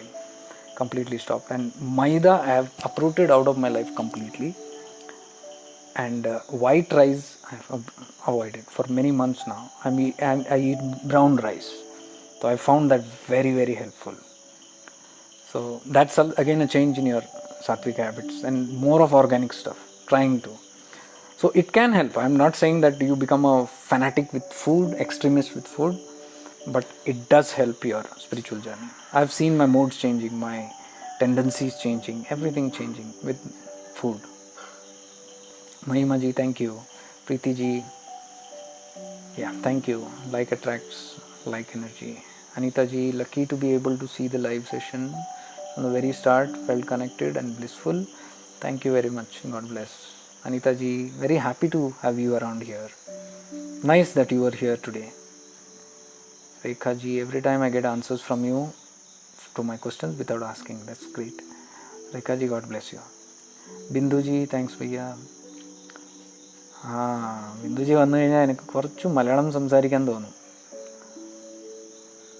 അല്ല എന്ന് പറഞ്ഞാൽ നമ്മുടെ ഈ live സെഷനിൽ ഇപ്പം മലയാളികൾ കുറേ ഉണ്ട്, കേരളത്തിൽ നിന്ന് കുറേ പേരുണ്ട്, Trivandrum, Cochin. I don't know where they joined from, but many Keralites are there. So it's nice to see you all. Mishri, Rahul bhai, that's right. Mishri is the thing.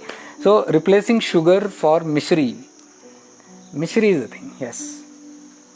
Thank you, Rahul bhai. Hemlata ji also said mishri. Cane sugar. Yes, that's right. That's very helpful because sugar is poison. Trust me, it's poison. Very toxic, and it goes to all unwanted diseases in the body. And root cause of many diseases in the body. The 3 poisons. And yes, I have changed my salt also. Now it's Himalayan or rock salt for almost more than a year. No white salt. So 3 poisons always remember. One is white salt, the other is white rice, and the third is white flour, maida. Remember, these are the 3 poisons that create most of the imbalances in your body. So if you can replace this with better things, much better. Yeah, Binduji, Kalkandam. We call it Kalkandam. Actually, I was remembering at Kalkandam because nobody will know Kalkandam here. So I was saying, what is the Hindi name? Hindi name is Mishri. Happy to hear that.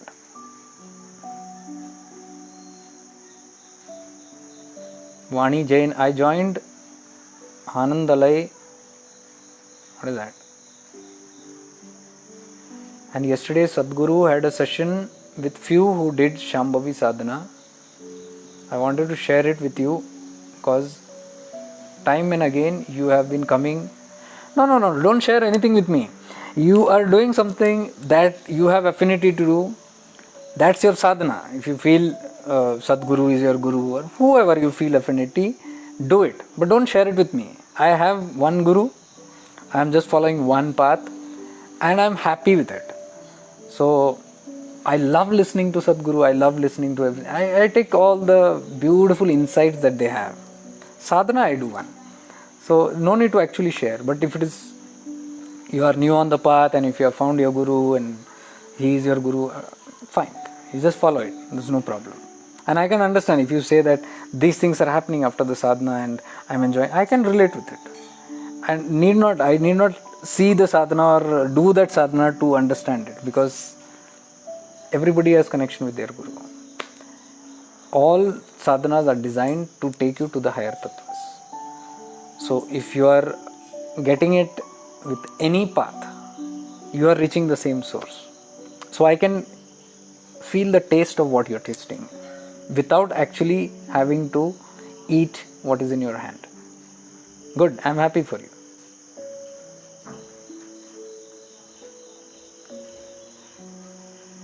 Deepavali, thank you very much. So much gratitude. Thank you for being here.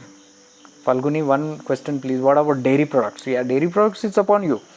I have cut down on milk, is very less. Now it's very less, but I want to cut down on that also. It's all on you. But dairy products is harmful. Anything made out of milk, if you are consuming also, you should consume it on the same day also. If you keep it, then it starts poisoning. But that also is not advised on the path. But again, you cannot leave all this food immediately. If you have sweet tooth and all that, do it, but then be very selective. Like if you are using products of milk like peda or kunda or all these, what do you call, burfis made out of this, then immediately consumption should be there. Usually kya hota hai, they make it, they keep it in the shop, it is there for 1 day, 2 day, 3 day, then you bring it, then you keep it in the fridge, it goes on, it's lethal. So if you want to have, consume it on the same day when it is made. That is safer, but still it's not recommended. So that is the way you can cut down, little cut down. Don't immediately leave. Slowly you bring changes, and slowly one by one you can keep shedding. Rama Kumar, thank you ji.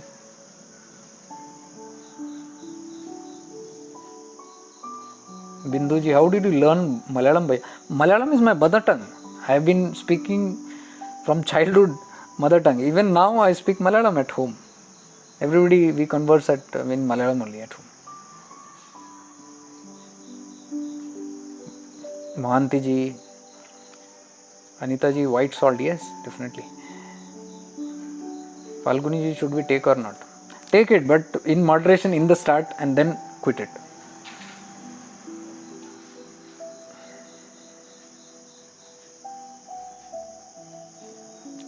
Nirlakanti ji, offline speeches are more powerful, and the more I listen to you, I go into trance, and it's helping me to implement more Shivyo principles. I am very glad it is helping you.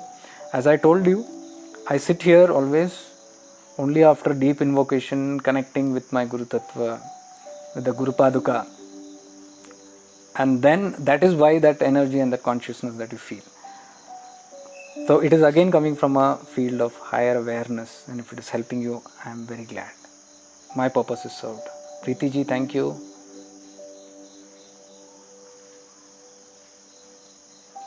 Falguni ji, okay, milk and tea you can have. See, I don't want to get into that, because then you become an extremist. Ye nahi khana, wo nahi khana, nothing like that.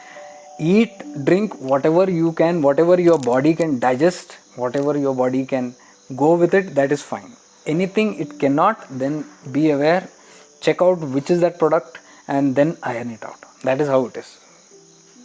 Basic rule. A2 milk is safer, Anita ji, but it's not available, and for many people it's not affordable also. I've seen many people it's not affordable. Best is you can root out even milk. Even there are replacements for milks also, in many other ways. Soya milk and all those things are there. Check it out. It depends on person to person.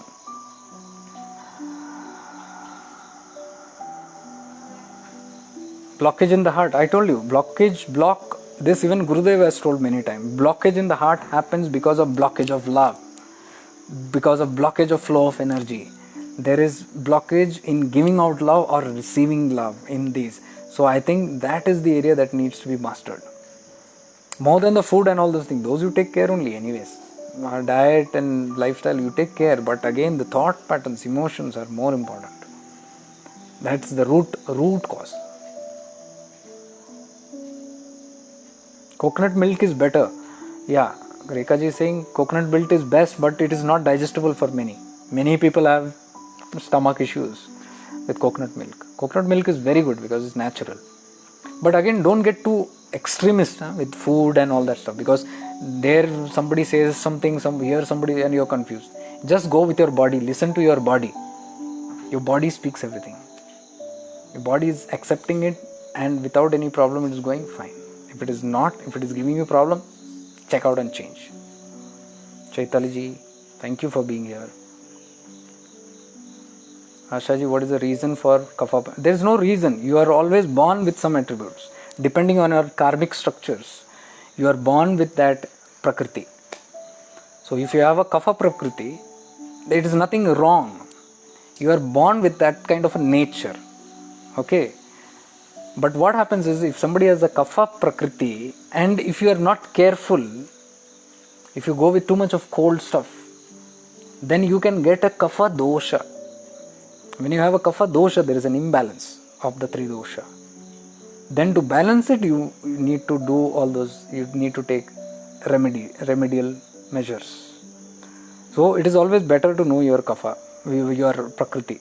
Go to any Ayurvedic doctor, check out with them, or you do a little research on yourself, and you can find out which is your prakriti. According to that, you can change your lifestyle.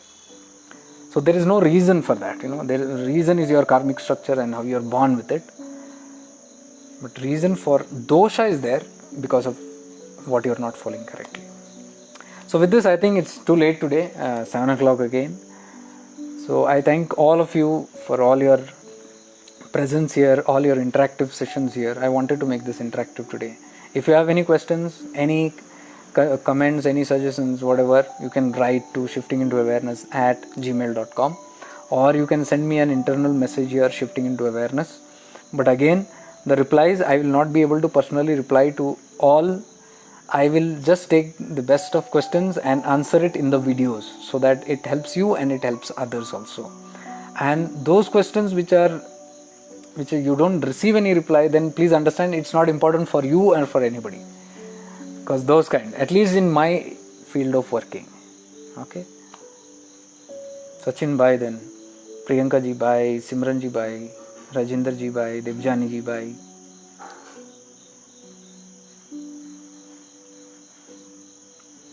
Asha ji bhai. Take care. So with much divine love and light from the bottom of my heart, Gurudev Sharanam. Guru Mandala Sharanam.